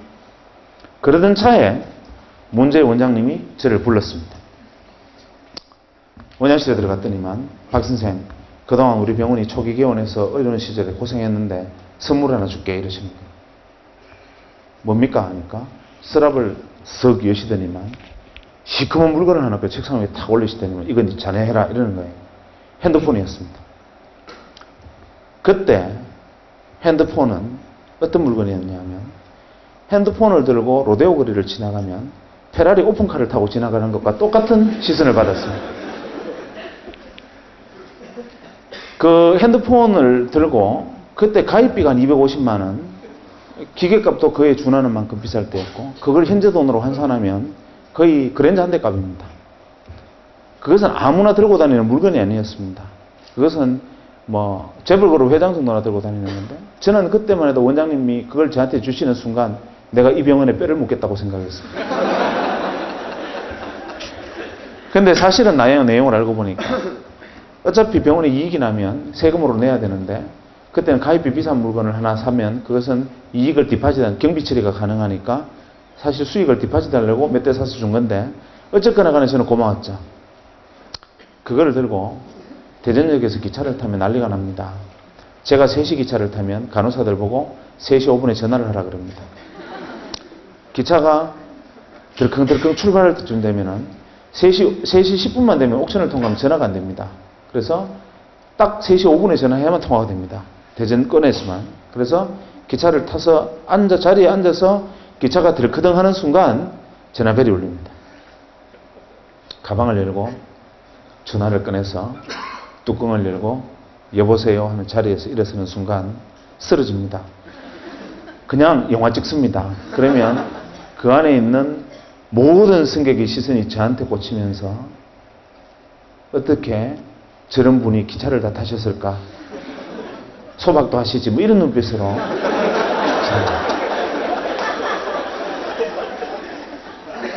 그런 물건이었어요. 그거를 들고 고향의 친구들 모임에 가서 자랑을 했습니다. 너네들 이게 뭔지 아냐? 핸드폰인데 구경해봤나? 이러니까 다들 막 신기해서 막 만지는 거예요. 제가 다른 버튼은 다 눌러도 되는데 녹색으로 샌드라고 써 있는 건 절대 누르면 안 된다. 이렇게 이야기하면서 이제 애들이 만지는 걸 보고 제가 이렇게 말했습니다. 야, 지금은 우리가 페이저, 삐삐를 차고 다니지만 그리 멀지 않아서 언젠가 이놈도 좀 싸지면 우리도 핸드폰 다 들고 다니는 시절이 오지 않겠냐. 이렇게 무심코 말을 했는데 제 친구들이 전부 다 하나같이 무슨 소리 하느냐는 거예요. 바보 아니냐는 겁니다. 왜냐하면 7,000원만 내면 삐삐를 주고 한 달에 2,000원, 3,000원만 내면 한 달 내내 마음대로 쓸 수 있고 말아도 가도 삐삐가 터지는데 뭐 하려고 그 큰 거를 들고 다니면서 비싼 통화를 무능해서 들고 다니느냐. 그거는 아무나 쓰는 삐삐만 해도 충분하다. 이거는 핸드폰이라는 것은 상용화될 수 있는 물건이 아니다. 다들 놀랍게도 전원이 반응이 그랬습니다. 그 순간 데자뷰, 기시감을 느꼈습니다. 이거 어디서 봤는데 이 장면을 내가 어디서 지금 예전에 어디서 한번 경험한 듯한데 이게 뭐지? 하고 생각해 보니까 예전에 헨리 포드의 자서전에서 읽었던 헨리 포드의 이야기를 100년이 지난 다음에 서로 핸드폰 대신 자동차 대신 핸드폰이 되고 서로 친구들과 제가 이야기를 주고받고 있다는 사실을 깨달았습니다. 그래, 이게 W구나. 갑자기 눈이 번쩍 뜨는 거죠. 그리고 뒤도 돌아보지 않고 병원으로 달려가서 총무과에 전화를 했습니다. 이거 어디서 샀느냐 물어보니까 한국이동통신 주식회사라는 회사가 있는데 거기 가입을 했고 기계는 모토로라는 미국계 회사래요. 그 길로 여기 뛰어들어야 된다 생각을 했지만 뛰어들 방법이 없죠. 배운 거는 칼질하는 것밖에 없는데 제가 그걸 할 수 있는 방법은 없고 그렇다고 가운 벗고 이동통신 대리점 할 수도 없고 이걸 어떻게 하면 될까 생각할까 고민하다가 이 회사의 주식을 사면 되겠다 생각했습니다. 그래서 이 회사에 주식 투자를 해보려고 주식을 사보려고 보니까 공기업이라서 거래가 안 돼요. 그때 한국이동통신 지금 SK텔레콤이 전신은 공기업이었습니다. 그런데 마침 SK그룹으로 넘어간다는 소리에 한국이동통신 주식회사를 다니던 사람들이 자기가 가지고 있던 자사주를 명동 사채시장에 내다 팔고 있었습니다. 그때 당시 명동 사채시장에 가면 금강 구두표 10만원짜리 8만원, 엘칸토 구두표 10만원짜리 7만원, 한국이동통신 주식 2만원, 대량 입하, 대량 구매 시 협의 가능, 이런 식으로 벌럭벌럭 하면서 이 종이들이 붙어 있었습니다. 저는 사실 그때 그 내용을 정확히는 이해를 못했지만 왠지 뛰어들어야 된다고 생각했고 가서 월급만 받으면 제 생활비를 제외하고는 가서 무조건 그때 그 한국이동통신 자사주를 샀습니다. 그리고 바로 얼마 안 돼서 SK텔레콤으로 SK로 넘어가서 SK텔레콤이 되고 주식시장에 상장이 됐는데 무려 6만 5천 원이 된 거예요. 야, 이거다 라고 생각을 했으나 W에 올라탔는데 3배의 수익을 냈다는 것 자체로 W라고 보기에 좀 어렵지 않습니까? 그래서 이게 W가 아니었나? 이렇게 생각하다가 아니야, W 맞을 거야 생각하고 그래도 6만 원을 해도 사자 하고 월급 생기면 주식을 샀습니다. 주식을 산 게 아니라 사실은 제가 순간 믿었던 W라는 곳에 뛰어드는 차비, 티켓으로 생각하고 그냥 그걸 샀지. 시간이 조금 그리 멀리 흐르지도 않아서 3, 4년이 지난 다음에 제가 99년 말에 이제 한 시대가 끝났구나. 이제는 그만하자 하고 털고 나올 때 그걸 다 주식을 매도할 때 520만 원이 돼 있었습니다. 주식이. 그러니까 2만 원에 산 주식이 520만 원이 돼 있었던 거죠.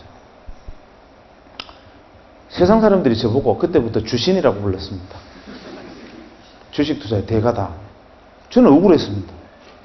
나는 주식 투자를 한 게 아니고 정말 내가 그 순간 우연히 다행스럽게 지나가는 마지막 W 버스를 아슬아슬하게 뛰어들어서 범퍼 위에 올라타서 딱 붙어서 그 버스에 올라타고 다행히 다음 정거장으로 갈 수 있었던 것 뿐인데 그거를 주식 투자라고 오해를 했습니다. 그래서 모 방송국에서 의사 한 사람이 이동통신 주식을 사서 대박 터졌다라는 소문을 듣고 왔다고 취재를 요청하는 거예요. 저 아닙니다. 어느 물어봐서 제가 핸드폰 그거 하게 생겼습니까? 이렇게 거절을 했었는데 알고 왔다는 거예요. 그래서 혹시나 그냥 나갈까봐 약속을 했죠. 그것이 알고 싶다처럼 탁장 밑으로 다리만 찍고 이름하고 이런 소속은 바꿔서 나가기로 하고 이제 슬리퍼 신은 발만 밑으로 이제 찍기로 하고 했습니다. 그런데 그날 저녁에 뉴스에 의사 출신 주신 이래가지고 얼굴까지 홀라당 다 나와버렸어요. 그 시대는 그랬습니다. 약속이라는 게. 그래서 그때부터 어쩌다 보니까 밖에 끌려 나와서 이렇게 이야기를 하고 다니지만 저는 계속 항변합니다. 지금도 나는 주식 투자자 아니다. 나는 그냥 W 버스를 올라타기를 기다리는 승차 대기자일 뿐이다. 라고 주장을 하죠. 그런데 문제는 그걸로 끝난 게 아니고 99년 말에 다행히 그걸 정돈을 하고 그 다음에 약간의 이제 성과가 있었겠죠. 문제는 그 성과가 여러분이 상상하는 것처럼 엄청나게 돈을 번 건 아닙니다. 왜냐하면 월급 받아서 생활하고 나머지 돈으로 조금씩 정리됐으니까 레버리지는 컸을지 모르겠으나 만약에 지금처럼 저도 이제 뭐 의사생활 많이 하고 돈 많이 벌고 만약에 그렇게 했었으면 지금 재벌 됐겠지. 그런데 그런 것은 아니었으나 어쨌거나 간에 티켓을 끊고 3등석에 타는 건 성공했다. 이런 정도였는데 어쨌거나 그 작은 성과를 낸 다음에 2000년에 바로 고민을 해야 될 거 아닙니까? 왜냐하면 2000년에 새로운 버스가 올 테니까요. 자, 내가 이제 99%가 아닌, 정말 나도 유기물이 아닌 반드시 1% 안에 들어가는 인간이 확실하다면 2000년대에 새로운 버스가 내 눈에 보여야 되는데, 내가 W가 아닌 건 잘 압니다. 많은 사람들이 자기가 창의적인 천재가 아니라는 사실은 본인이 잘 압니다. 근데 세상은 그걸 무시하고 애써 천재가 되라고 얘기하지. 학교 다니는 애들 보고도 영재교육원 같은 데 보냅니다. 구슬에 흙이 묻은 걸 닦으면 구슬이 되지만 자갈 들고 아무리 닦아도 옷만 방꾼합니다. 그런데 엄마들은 자갈을 들고 계속 광을 내겠다고 영재교육원도 데리고 다니고 여러분 많이 시달렸지요. 이 중에 W가 있으면 앉아있는 태도가 틀립니다. 물구나무를 서 있다든지 아니면 저기 천장에 매달려 있다든지 뭐 다를 겁니다. 아니면 눈빛이 광안이라든지 뭐 이런 뭔가 달라요.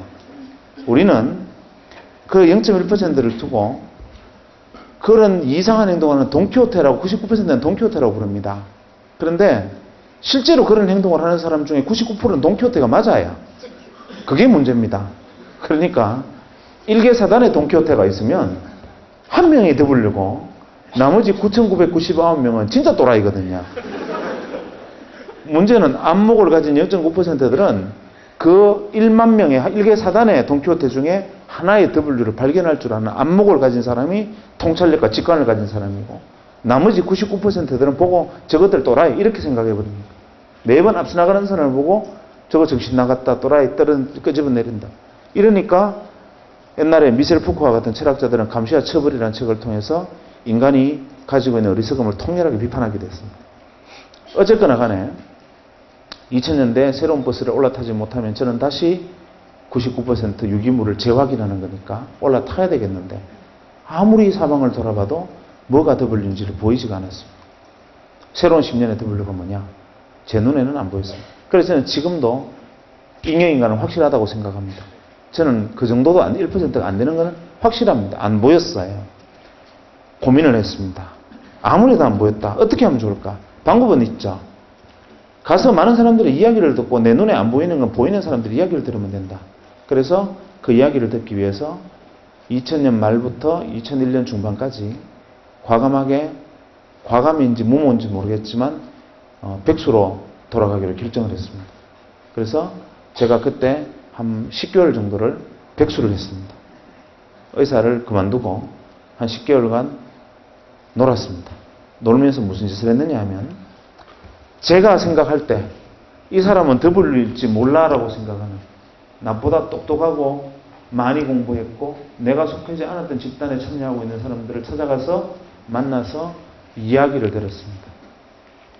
대학에서 강의하고 있는 친구, 아니면 가서 뭐 연극하는 친구, 아니면 연구소에 있는 친구, 혹은 뭐 기발한 친구, 심지어는 애니메이션 하는 친구까지 찾아가서 그냥 밥 사주고 술 사주고 이야기 듣고, 그래 뭐 너네들 뭐 하고 있냐, 뭐 그거 어떻게 보이냐, 그 내용이 어떤 거냐, 이렇게 10개월간 틈만 나면 점심이건 저녁이건 아침이건 약속으로 사람을 만났습니다.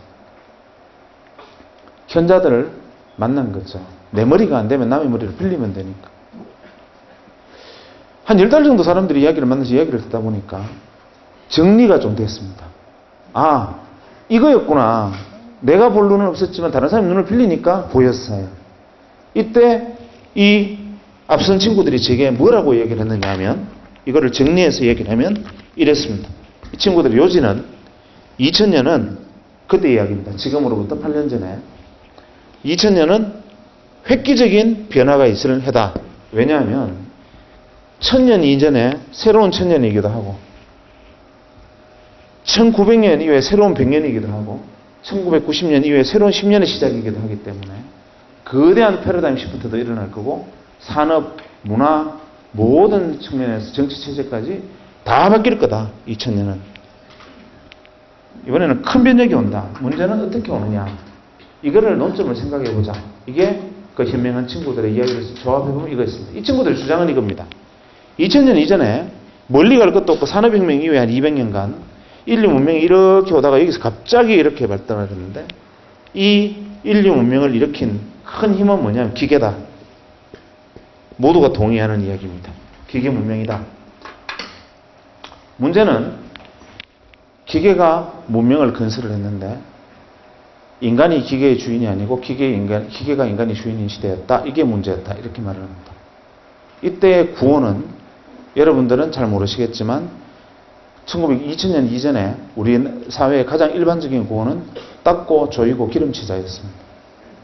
무엇을? 기계를. 누가? 사람이.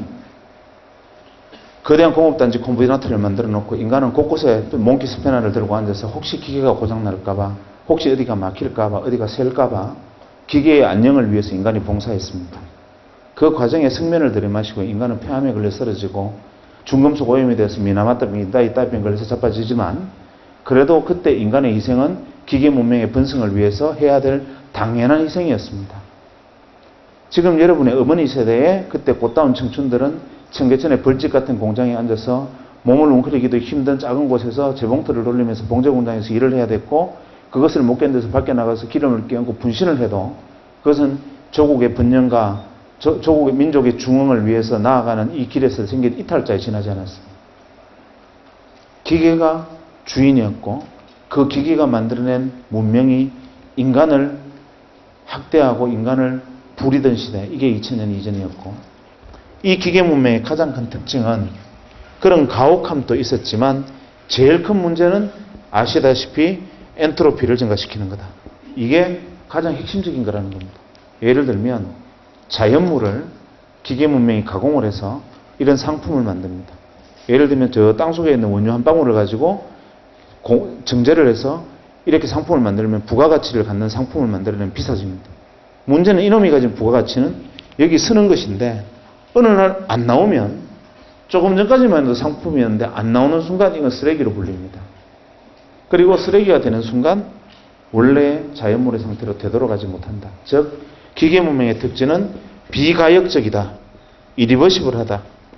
이 비가역적이고 이리버시블한 쓰레기들이 점점 쌓이고 자연물은 계속 기계 문명에 의해서 상품이 되고 쓰레기로 되고 비가역적으로 쓰레기가 축적되고 엔트로피가 증가하면 결국 이 기계 문명은 인류의 죽음으로 멸망할 수밖에 없다.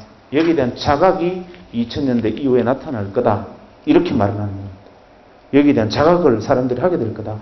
아니나 다를까 사람들이 이것을 자각한 일부 W들이 여러분 우리한테 핵심적인 키워드를 하나 던집니다. 뭐라고 던지느냐? 웰빙. 이게 W의 목소리인데 그걸 모릅니다. W가 웰빙 이러니까 99% 잉여인간들이 어떻게 생각하느냐면 웰빙 좋지. 고사리나물, 무나물에 밥 비벼 먹고 휘턴치도 마시고 해양 심청수 마시는 거야. 이렇게 생각하고 다운시프트하러 전부 내려갑니다. 이 사람들이 말하는 웰빙은 뭐냐? 웰빙, 잘 살자는 거죠. 뭐가? 기계가 아니라 사람이 잘 사는 시대.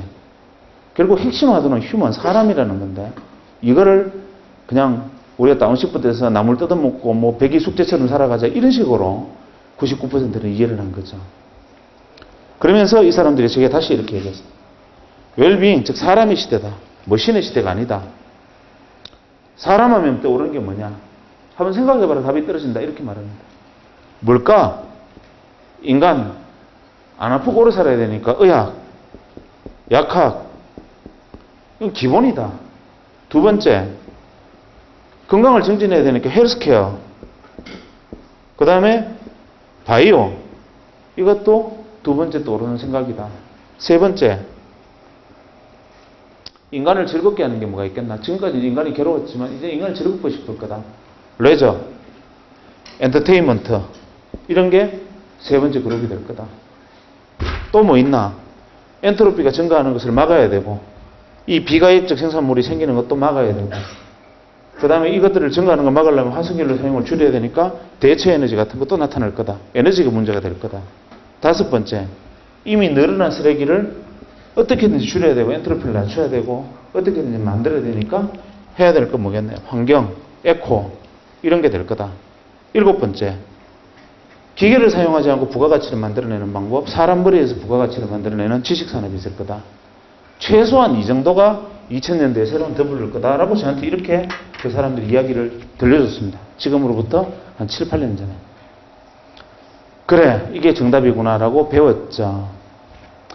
그때 당시에 많은 사람들은 이렇습니다. W들이 2000년에 W를 쓰면서 웰빙 이렇게 말합니다. 앞으로 150년 이내에 지구의 절반이 물에 잠긴다. 이렇게 말을 하면 0.9% 통찰력 있는 인간들이 그래, 큰일 난다. 그 해법을 가진 W들이 누구냐. 빨리 찾아내서 같이 이 산업을 키워나가고 빨리 대비를 하자. 이렇게 0.9%를 잽싸게 움직이는데 99%의 잉여인간들은 150년 이후에 지구의 절반이 물에 잠긴단 말이지. 내가 죽고 난 다음이네 뭐. 이게 99%의 잉여인간들의 보통의 생각이었습니다. 정답은 저로서는 굉장히 쉬운 선택이었습니다. 저는 의사니까 의학과 분야에 저절로 들어가 있었고 제가 잘할 수 있는 건 헬스케어 바이오 쪽이니까 그래서 그때 2001년도에 2000년 말에 생긴 작은 성취를 이 바이오 산업에 뛰어드는데 사용을 했고 그때 제가 시작한 이 유전자 진단 사업이 이제 한 6년 만에 자리를 잡아서 내년에 코스닥에 상장을 하게 될 겁니다. 요게 이제 바이오까지였고 그 다음에 대체 에너지나 뭐 에코 이 부분은 제 전공이 아니니까 그만두자. 마지막 지식산업 이거는 해볼 만하다. 이 지식산업은 주로 어떤 게 지식이 있을까? 쉬웠죠. 예를 들면 여러분들 중에 서울의 광화문에 파이낸스 센터를 한번 가보세요. 기회가 있으면. 가보면 지하에 가서 그냥 그 뭐 똠양꿍 이런 거 먹으러 가지 말고 위에 가보면 입주업체 명단을 한번 보세요. 위에 보면은 뭐 스탠다드 채터드 커스타디부도 거기 들어와 있고 도이치뱅크 들어와 있고 김현장 법률사무소 광화문 사무소도 들어와 있고 그 다음 맥킨지 컨설팅도 들어와 있고 거기 쭉 들어와 있습니다. 저는 가끔 갈 때마다 그 생각을 합니다. 현대자동차 울산 공장에 거대한 공장을 만들고 수만 명의 근로자들이 일을 하고 엄청난 화석에너지를 소모하면서 엔트로피를 증가시키는 사업들하고 화석연료를 사용합니다. 그렇게 해서 하루에 벌어들이는 돈이 잘 나가면 한 10억, 재수 없으면 못 벌 때도 있습니다. 파이낸스 센터에서 광화문 파이낸스 센터 건물 하나에서 생기는 거래되는 부가가치의 크기는 현대자동차 울산공장에서 생기는 부가가치보다 10배는 넘습니다. 아니 어쩜 100배쯤 될지 모릅니다. 그런데 그 엄청난 부가가치를 창출하고 거래하는 파이낸스 센터의 생산시설이 뭐냐? 아무리 돌아봐도 옥상에서부터 1층까지 기계라고는 없습니다. 사무실마다 들어가 봐도 책상에 화분 몇 개 있고 컴퓨터 몇 대 있고 사람들 왔다 갔다 하고 이게 전부입니다.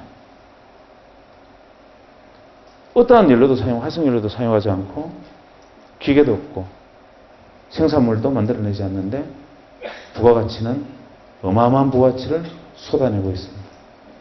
반대쪽 울산에 가면 현대중공업, 현대자동차 거대한 장치에 경기가 좋을 때는 흥청망청하다 경기 나쁘면 전부 실업자 됐다가 이런 일들이 반복되면서 지금도 거대한 생산시설을 운동하고 있지만 그 가치는 파이낸스 센터 하나에 들어와 있는 가치의 10분의 1도 안 됩니다.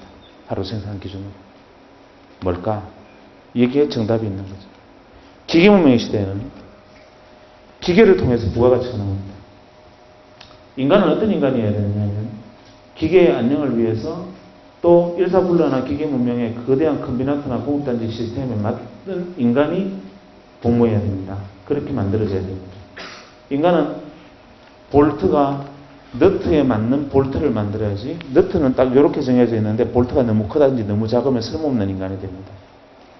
그냥 아무 생각 없이 선반 작업, 밀링 작업을 하면서 계속 손을 넣었다 뺐다 이것만 단순 반복하면 문제가 없으나 왜 내가 이 짓을 하고 있어야 되는 거야 라고 생각하는 순간 손목이 들컥 날아갑니다. 벌집 같은 공장에서 왜 내가 이것을 하고 있어라고 생각하는 순간 분신을 하든지 아니면 가서 머리채 끌려나가든지 이렇게 소위 말하는 사회 부적합형 인간이 됩니다. 이 시대에는 일관된 프로세스와 모든 것이 정해져 있는 데에서 왜라는 질문은 금기였습니다. 여기서는 왜라는 질문을 하는 것은 이 사회 부적합형 인간이 되는 겁니다. 이때는 왜라고 질문하면 안 됩니다. 거기에 가장 맞는 최선의 인간들이 만들어지고 길러져야 했던 시대고 그것이 이 시대의 인간이었고 산업이었고 주체였습니다. 여기서는 아무것도 단순한 생각만으로 왜라는 질문이 없이 할 수 있는 일은 단 하나도 없습니다. 그냥 이유 없이 워드 프로세스 자격증 하나 가지고 주는 문서 타이핑하는 사람조차 없습니다. 모든 것이 왜에서 출발합니다. 여기서는 why라고 말하지 않는 한 이 공간에서 한 시간도 버텨내지 못합니다. 벌써 여기에는 아무 문해와 문해충일 경우에 가장 성실한 인간이 되고 그렇게 될 수밖에 없고, 이 구조는, 사회는 직렬 구조입니다. 위에서부터 지시하면 따라오고 지시하면 따라와서 일사불란하게 아웃풋을 만들어야 됩니다. 이 과정에서 조금만 미스매치가 생기거나 여기서 왜라면서 딜레이가 되면 아웃풋이 팍 줄어듭니다. 이건 제거해야 될 인간입니다. 이 사고방식이 여러분들이 잘 알고 있는 미국의 1800년대로 돌아가 보면, 1980년대로 돌아가 보면 전 세계 제조업의 가장 핵심 기업이면 제일 먼저 떠오르는 게 제너럴 일렉트릭입니다. 잭 welch가 GE를 살렸다고 표현을 했는데 사실 GE를 잘 살렸는가 잘 생각을 해보면 어떻게 됐습니까? 잭 welch가 처음에 살린 게 아니라 한번 시행착오 끝에 살립니다. GE가 산업문명이 쭉 발전하다가 이 단계에 미국은 우리보다 빨리 도달한 거죠. 인건비는 오릅니다. 더 이상 화석연료 떼가면서 나쁜 것도 하기도 어려워졌습니다. 생산성이 떨어져요. GE가 위기에 빠집니다. 우리보다 20년 전에. 그래서 GE는 결단을 내렸습니다. 어떤 결단을 내렸느냐. 기계문명 시대에 맞는 결단을 내립니다. 사람을 쥐어짜자. 사람의 절반을 잘라내고, 자르는 방식은 너는 왜 다른 사람은 하루에 커피 3잔, 2잔밖에 안 마시는데 너는 3잔 마시냐? 다른 사람 화장실에 가면 5분 만에 오는데 너는 왜 7분 만에 와? 이 기준으로 사람들을 자르고 선택합니다. 그리고 인간을 기름을 짜고 마지막 마른 수분을 짤 때까지 또 짭니다. 이게 바로 식스시그마입니다. 여러분들이 알고 있는 식스시그마는 우아한 것처럼 보이지만 사실 식스시그마의 철학적 근본적인 부분을 시니컬하게 쳐다보면 기계를 축소하는 게 아니라 인간을 쥐어짜고 인간을 통제하는 겁니다. 기계문명 시대의 특징은 잘 안 되면 사람을 자릅니다. 더 안 되면 사람을 더 자릅니다. 더 안 되면 사람을 완전히 내버리면 기계를 씁니다. 장사가 잘 되면 2교대하고 더 잘 되면 3교대하고 더 잘 되면 24시간 돌아갑니다. 즉 인간은 상수가 아니라 변수입니다. 그렇게 하다가 결국은 사람을 잘라내고 하다가 더 이상 안 되니까 결국 GE가 변신을 합니다. 뭐로 변신을 합니까? 제너럴 일렉트릭이 선풍기부터 원자력 발전소까지 만드는 회사지만 세계 최대의 제조업체였던 GE가 결국 인간의 창의력에 주목을 합니다. 짜내서 되는 게 아니라 왜라고 말할 수 있고 머릿속에서 부가가치를 만들어낼 수 있는 인간을 키워내는 수밖에 없다 해서 창의력에 주목을 하면서 GE라는 기업 자체가 변신합니다. 현재 제너럴 일렉트릭이 벌어들이는 이익에 올해는 조금 떨어졌습니다만 작년까지만 해도 이익의 53%는 제조업에서 나온 게 아니라 GE의 53% 수익은 금융에서 나왔습니다. GE 캐피탈, GE 파이낸스와 같은 데서 M&A도 하고 R&D도 하고 심지어는 뭐 돈도 빌려주고 즉 기계에서 만들어낸 부가가치가 아닌 사람의 머리에서 만들어낸 부가가치가 제너럴 일렉트릭이라는 세계 최대의 생산 기업의 속성을 바꿔버리고 제너럴 일렉트릭은 그렇게 변신함으로써 살아남는 데 성공합니다. 그러나 우리나라 기업들이 여기 와서 문제 부닥칩니다. 이제 와서 문제 부닥칩니다. 이 안에서 살아남고자 하는 대표적인, 제가 이거는 망해라고 생각하는 기업들은 있지만 학생들 앞이니까 그런 얘기를 하면 큰일 날 거고 잘 바뀌었어 라고 생각하는 게 대표적으로 포항제철 같은 포스코를 봅시다. 포스코는 우리가 알고 있는 기계문명 시대의 가장 대표적인 기업입니다. 붉은 고로에 코크스를 떼서 쇳물을 녹여냅니다. 그리고 어마어마한 에너지를 소모합니다. 그런 포스코가 환경기업이다 이렇게 표현하면 말이 되는 소리입니까? 아닙니다. 그러나 포스코는 분명히 환경기업입니다. 포스코는 파이넥스 공법이라는 공법을 만들었는데 연료를 15% 정도 덜 사용합니다. 세계 모든 조선소보다 원료를 15% 덜 사용하니까 연료비 절감의 문제가 아니라 어떤 이익이 생겼느냐면 조선소 기준으로 할당받은 탄소 배출량에서 여유가 생겼습니다. 이제 한 20% 정도까지 이 연료를 덜 사용하다 보니까 탄소 배출권이 20% 정도가 남았어요. 그러니까 탄소 배출권 시장에서 포스코가 탄소 배출권을 팝니다. 황당하지 않습니까? 세계에서 가장 많은 에너지를 많이 소모하는 기업인 포스코가 자기 혁신을 통해서 탄소 배출권을 여유를 남겨가지고 탄소 배출권 시장에 가서 유럽에 가서 자기 탄소 배출권 팔아먹습니다. 이제는 하다 그것도 아니니까 무슨 짓을 하느냐면 발생한 탄소를 바다에 땅을 파서 거기다 탄소를 묻어버리는, 이산탄소를 묻어버리는 지금 사업이 뛰어들고 있습니다. 그 다음에 포스코가 영업률을 또 줄이기 위해서 무슨 짓을 하느냐면 우리나라에서 풍력발전과 조력발전에 가장 앞서 있는 기업이 한국전력이다? 잘못 알고 있습니다. 포스코입니다. 풍력발전과 조력발전까지 뛰어들어서 이미 환경, 소위 말하는 에코, 녹색 그린 자켓을 입고 돌아다닌 지가 오래됐습니다. 그래서 그 중우장대사는 포스코가 지금 워렌 버핏이 투자해놓고도 더 많이 투자하지 못해서 안타깝다라는 평을 들을 만큼 변신에 성공합니다. 여기에 속한 기업이 이 옷을 입고 바뀌어간 것이죠. 이런 것들이 바로 우리가 보아야 할, 큰 버드뷰로 보아야 할 변화와 인식들입니다. 과거에는 직렬구조, 위에서 밑으로 일사불란하게 지나가는 게 중요했다면 지금은 병렬구조여야 합니다. 직렬구조에서는 왜라는 질문이 없습니다. 거물코처럼 이어진 병렬구조는 수많은 사람들이 평등한 네트워크로 낮추고 몸을 낮추고 같은 레벨에 서서 서로 왜라는 질문을 던지다 보면 그 왜가 뭉쳐서 거대한 창의성이 됩니다.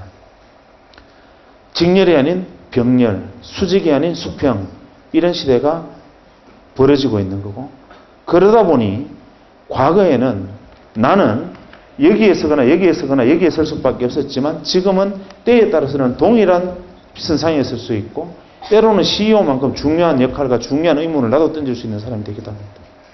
대신 나 한 사람이 그렇게 잘나서 나 없다고 세상이 잘 돌아가는 세상도 아닌 게 됐고, 그래서 이런 시대를 가르쳐서 우리는 웹 2.0의 시대라고 부르기 시작했습니다. 이것도 99%의 마인드로 보면 웹 2.0의 시대 좋지, 뭐 메타 검색, RSS 같은 게 대표적인 것이지, 위키피디아 봐, 수많은 사람들이 뭐 의견을 올리니까 뭐 브리테니카를 뛰어넘는 지식이 생기잖아 라는 것이 상투적인 99%의 생각이라면, 진짜 웹 2.0 99%의 1%의 생각은 무엇이냐면 사람들이 병렬로 이어졌을 때 그 병렬의 거물코 사이에서 일어나는 수많은 왜라는 창의력들, 그 생각들이 뭉쳤을 때 그야말로 개별지성이 아닌 집단지성의 승리가 오는 시대가 바로 이 시대다라는 것을 생각하면 여러분들이 지향해야 될 바는 너무나 뚜렷하게 앞에 던져져 있습니다.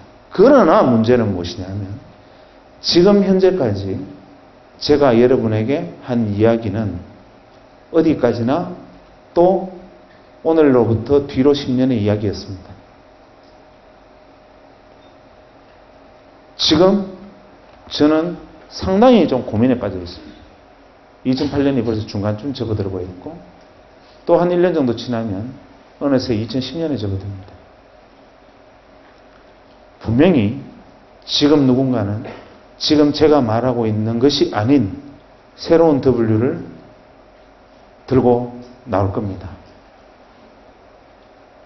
내가 보지 못하는 세상을 보고 내 생각이 닿지 못하는 곳에 생각이 미친 사람들이 지금 오늘 제가 한 이야기가 아닌 상상도 할 수 없는 어떤 이야기를 들고 와서 또 뭐라고 주장을 할 텐데, 저는 두려운 것이 그 사람 이야기가 돈키호테야 이렇게 들릴까봐 걱정스럽고 그게 안 보이는 게 고민입니다. 지금쯤이면 새로운 또 W가, 앞으로 10년 후의 W가 슬슬 실체를 드러내고 보여야 되는데 이게 지금 제 눈에 안 보입니다. 그래서 굉장히 요즘은 마음고생이 심합니다. 어떨 때는 밤에 잠이 안 옵니다. 왜냐하면 이걸 못 보면 불과 1년만 지나면 또 유기물이 되잖아요. 그래서 농담이 아니라 진짜로 저는 올여름부터 다시 또 사람을 만나러 다닐까 싶습니다. 그래서 또 많은 사람을 만나고 또 이야기를 듣고 귀를 기울이고 생각과 판단을 빌리고 지혜를 모아서 또 다음 세상을 내가 정리하고 내 파일에 담아가야 되겠구나. 나는 어차피 1% 인간이 아니니까 다른 사람의 능력과 지혜를 모아서 또 그것을 빌려서 뛰어들어야겠구나 하고 고민을 하고 있습니다. 그래서 한 다음 달쯤부터는 제가 신문사에 요청을 했습니다.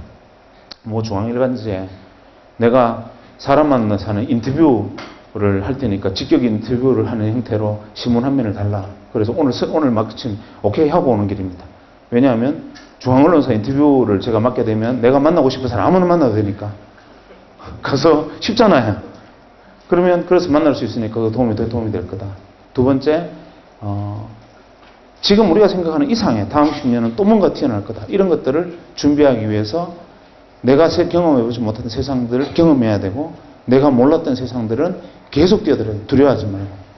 내가 모르고 있던 것, 그 세상은 어떻게 돼? 난 그거 잘 몰라. 이러면 들어가 봐야 됩니다. 아니, 난 그거 모르는 거야. 이러지 말고. 그래서 옛날에 피터 드러커는, 현대 경영의 아버지 피터 드러커가 이런 무식한 말을 했습니다. 기계문명의 시대에 합당할 때 이런 말을 했죠. 세상에 가장 어리석은 인간은 자기가 잘하는 것을, 제일 잘하는 것을 더 잘하려고 그러지 않고 잘 못하는 것을 잘하려고 노력하는 인간이 제일 무식한 인간이다. 그래서 현대 경영학은 자기가 제일 잘하는 것을 더 잘하려고 노력해서 송곳처럼 뾰족한 사람이 돼야지 잘 못하는 것을 더 하려고 노력하는 것은 어리석은 일이다. 이건 피터 드러커 이야기입니다. 어느새 우리는 통습을 이야기합니다. 무슨 소리 하느냐? 네가 하고 있는 그것이 그냥 기술 단순한 테크닉으로 잘 나가지 않으려면 그것에 통찰을 키워주고 직관을 키워주기 위해서 네가 하고 있는 것들이 아닌 모든 것들을 알고 그런 생각들이 거물처럼 연결되어서 네가 할 수 있는 일에 대해서 버드뷰로 내려다보는 큰 통찰을 남겨줄 것이다. 통습의 시대다. 옛날에는 송곳의 시대라면 이제는 통습의 시대다. 이렇게 말을 하고 있지 않습니까? 그러니까 여러분들은 지금 저보다 훨씬 많은 고민에 빠져 있어야 됩니다. 왜냐하면 이제 저는 40대 중반이니까 아니면 말고 그냥 유기물이면 됐대. 유기물도 좀 폼나는 유기물이니까 이제 됐잖아. 이렇게 해도 그만입니다. 하나, 이제 여러분들은 어떻게 보면 자기 생에서 내가 꿈꾸고 내가 생각했던 것을 실제로 실행해 볼 수 있는 처음 단계에 막 발을 들여놨습니다. 인간은 20대에는 무엇인가를 하기 위한 준비를 하는 단계고 30대는 그 준비된 것을 가지고 실행하는 것이고 40대는 실행된 것을 지키는 겁니다. 40이 넘어서 무엇인가를 실행하는 것은 불가능합니다. 그래서 공자는 40을 유혹이 없는 나이 불혹이라고 그랬습니다. 30에 실행하지 못하면 40은 존재하지 않습니다. 문제는 20에 준비되지 않으면 30에 실행되지 않습니다. 그래서 지금 여러분은 하루하루가 너무나 소중하고 하루하루가 자기 미래 생활을 결정하는 어떻게 생각하면 정말 오늘 내가 이 자리에서 그냥 가만히 앉아 시간을 보내고 있다는 사실이 진저리가 날 정도로 현재의 모습에 대해서 자각을 해야 됩니다. 제가 이만하면 먹고 살만 하지 않습니까? 직업이 의사고 나름대로 폼나는 일도 많이 하고 돈도 좀 벌었는데 뭐가 답답해서 앞으로 10년이 뭘까를 고민하고 또 사람 만나러 다녀야 되겠다 이렇게 생각을 하고 있는데 하물며 여러분은 제가 10년 후에 어떤 W가 있겠습니까? 이제 2년 후에는 어떤 것이 주인이 되겠습니까? 라고 물으면 여기 있는 사람 중에 아무나 손 들고 나와서 내 생각은요? 라고 2시간 동안 이야기할 수 있어야 됩니다. 학생은 앞으로 2년 후에 새로운 W가 어떤 거라고 생각하나요? 라고 제가 질문을 던지면 제 생각에는 이렇고 이런 이유로 해서 내가 생각할 때는 이것이 새로운 W가 될 것 같아요. 라고 이야기할 수 있는 준비가 되어 있느냐? 라고 제가 여러분에게 물었을 때 여러분 준비되어 있습니까? 그런 준비가 되어 있어야 되고 최소한 그 준비를 하기 위해서 치열해야 됩니다. 그러기 위해서는 자각과 자기애가 필요하고 자기를 철저하게 치열하게 사랑해야 되고 자기를 믿어야 됩니다. 그래서 자기 안에 있는 창의성, 나를 아끼고 사랑하면 내가 가지고 있는 버려진 재능들이나 내가 가지고 있는 작은 것들이 남들이 인정해 주지 않는 것 하나하나가 소중하고 그 안에서 내가 잘할 수 있는 것들을 찾아낼 수 있고 그것이 어쩌면 시대의 주인으로 나를 만들어줄지 모릅니다. 제일 중요한 것은 그래서 자기를 사랑하는 거고 그 마음으로 다른 사람을 사랑하고 그 생각들이 여러분의 미래를 만듭니다. 지난해 타임즈의 표지 모델이 누구였든지 기억하고 계시죠? 바로 U. 타임즈 표준 모델이 사람이 아니었고 바로 손가락이 딱 그려져서 U 이렇게 돼 있었죠. 의미심장한 겁니다. 예전에는 특정 엘리트한 사람을 원래 인물로 뽑았지만 지난번에 타임즈는 여기 있는 한 사람 한 사람 당신이 바로 원래 인물입니다. 중요한 이야기를 던진 겁니다. 여러분 한 사람 한 사람이 우주고 여러분의 창의성을 어떤 식으로 키워나가느냐에 따라서 여러분의 시대의 주인이 될 수도 있고 잉여인간이 될 수도 있습니다. 선택은 여러분에게 있습니다. 들어서 고맙습니다.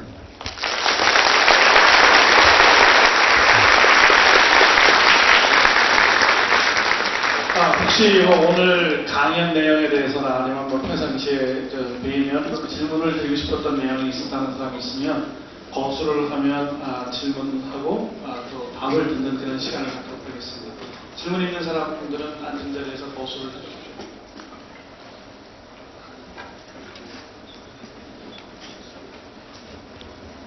네. 지정학적 위치도 굉장히 인생에 중요하다고 가까이 있는 사람이 먼저 우선권을 갖습니다.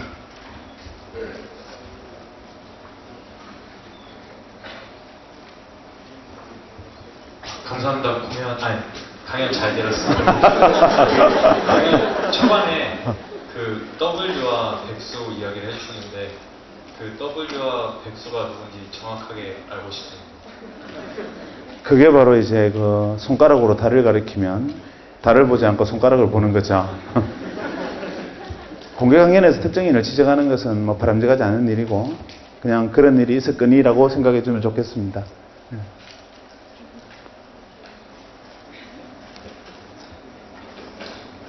오늘은 질문이 양 끝에서 끝으로 부지런히 움직이게 강요를 하고 있습니다. 혹시 뭐 치질에 대해서 궁금하다든지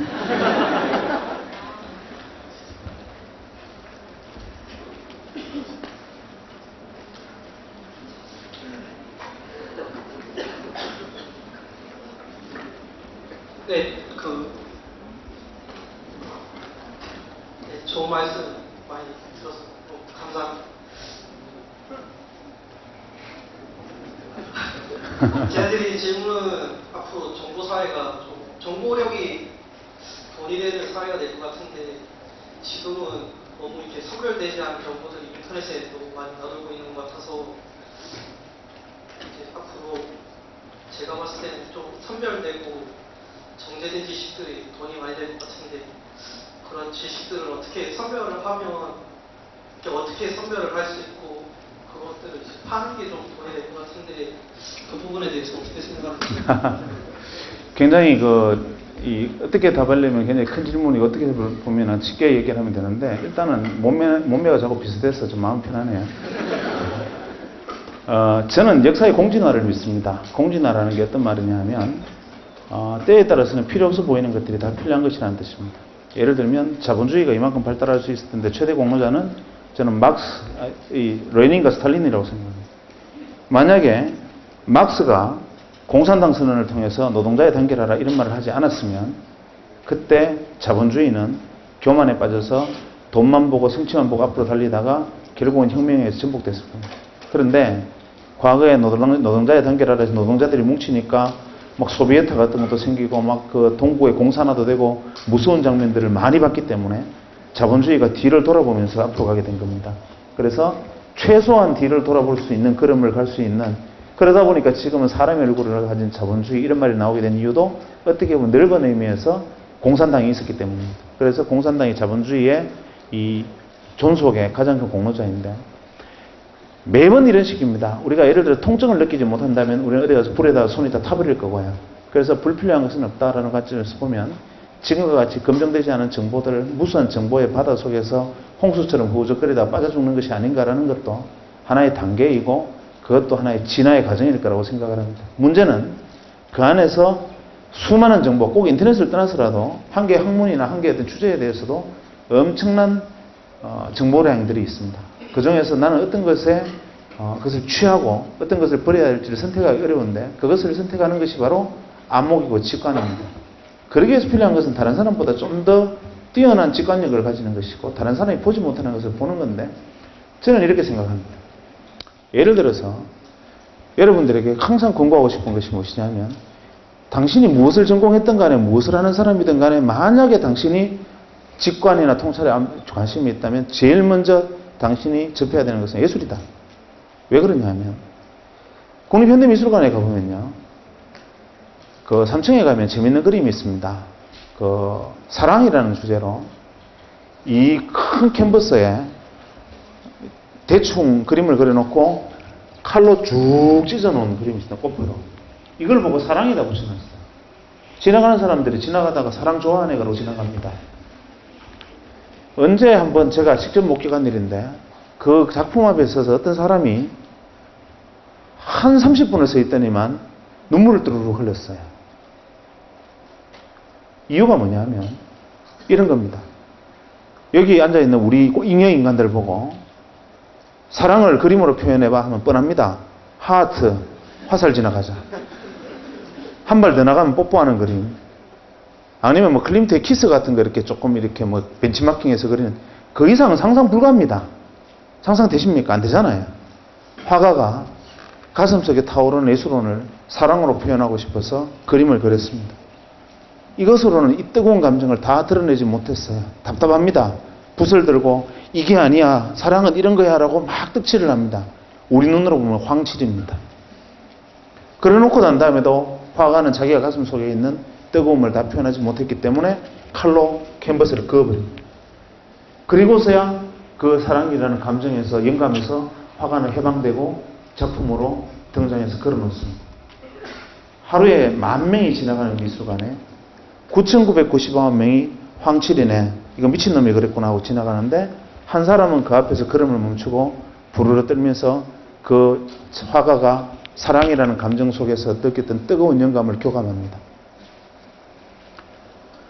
예를 들면 영화를 보면 여기 있는 우리 모두가 공짜 영화를 한 편 보면 재밌게 다 봅니다.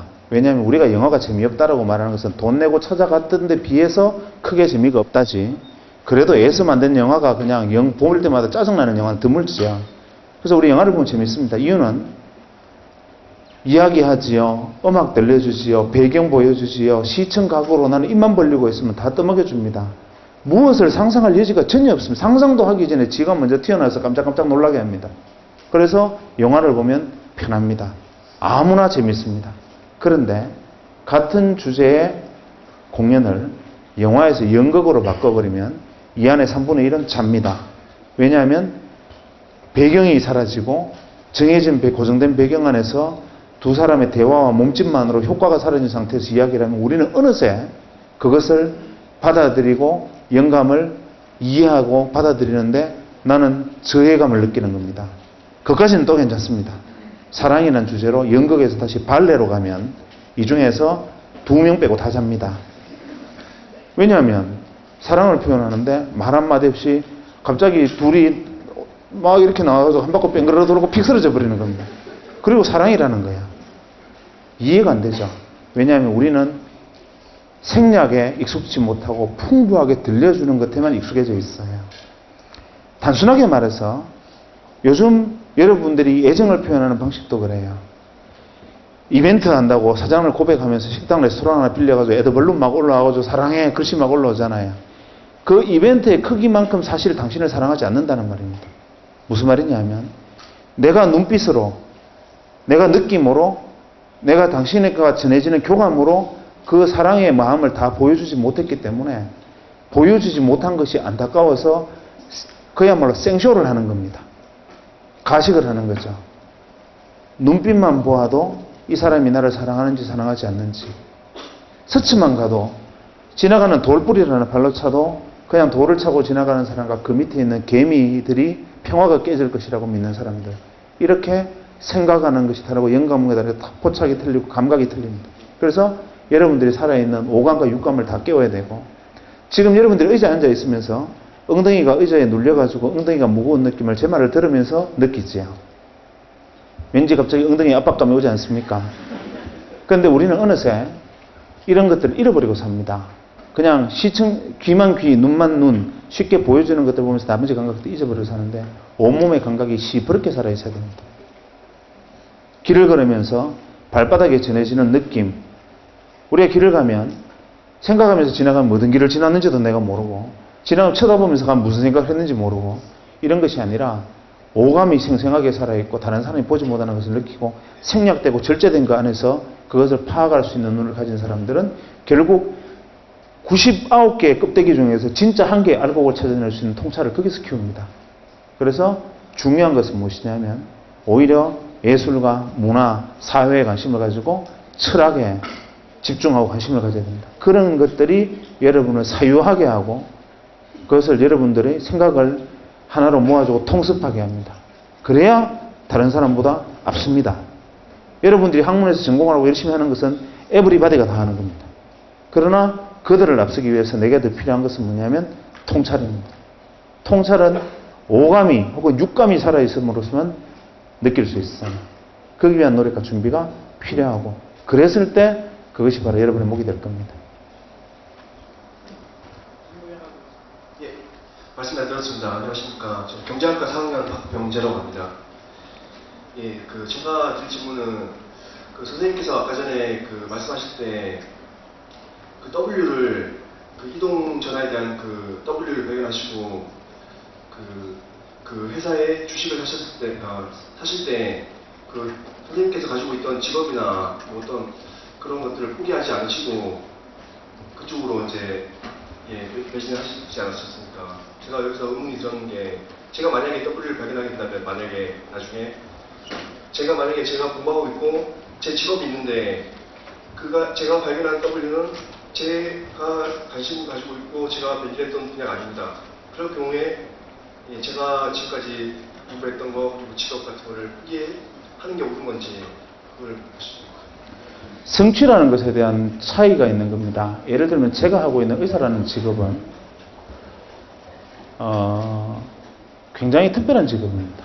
예를 들면 제가 칼을 들고 수술실에 있을 때는 이 사람이 무엇을 하는 사람이든 누구이건 이 인생에서 가장 절박한 순간입니다. 이 사람은 내가 어떤 수술의 결과를 가져오느냐에 따라서 자기가 누구이건 간에 생사가 갈라집니다. 그러니까 의사라는 직업은 굉장히 특별한 것이고 그래서 나는 그 직업을 제가 그만둘 생각은 추호도 없기 때문에 예를 들면 제 일의 가치가 어디에 있느냐의 문제. 우리가 직업이라는 것을 경제적 이익, 사회적 명예 혹은 성취 여기에 둔다면 더 나은 성취나 더 나은 이해를 줄 수 있는 것을 위해서 과감하게 버리는 것이 맞습니다. 하나, 모든 직업이 마찬가지겠지만 당신이 가지고 있는 직업이 철학적으로 내가 가장 소중하게 생각되는 것이라면 그럴 필요가 없습니다. 그러기 위해서는 그것을 지키고 가는 것이지 우리가 개 끌고 가다 보면요. 돈도 마찬가지입니다. 우리가 개 데리고 산책을 하면 줄 끌고 가면 개가 내 앞에 왔다 갔다 뛰다니다가 목적지에 도달합니다. 이 개가 지가 나를 데리고 왔다고 생각해요. 지가 나를 끌고 왔다고 생각합니다. 사실은 개줄 잡고 있는 내가 가는 대로 지가 앞뒤로 왔다 갔다 온 것인데 개는 그렇게 생각할 겁니다. 때로는 우리는 줄에 매달린 개와 같은 삶을 살고 있을 수도 있어요. 돈이나 성취 이런 부분들도 내가 가고자 하는 바를 뚜벅뚜벅 걸어가서 내가 가고자 하는 소중한 곳에 도착을 했을 때 내가 지나온 걸음 하나하나에 맺혀져 있던 열매를 담아보니 그것이 돈일 수도 있고 성취일 수도 있고 명예일 수도 있고 그러한 것들이 주어져 있다면 개를 끌고 온 개 주인이지만 그것을 위해서 내가 그것을 일로 매진해서 그것만 위해서 내가 방향을 바꾸고 뛰어가면 개줄에 주인의 줄에 목이 메어진 개나 다름없는 신세가 될 거라는 거죠. 그래서 결국은 어디에 오너십을 갖느냐는 겁니다. 모든 직업이 소중하다는 틀렸습니다.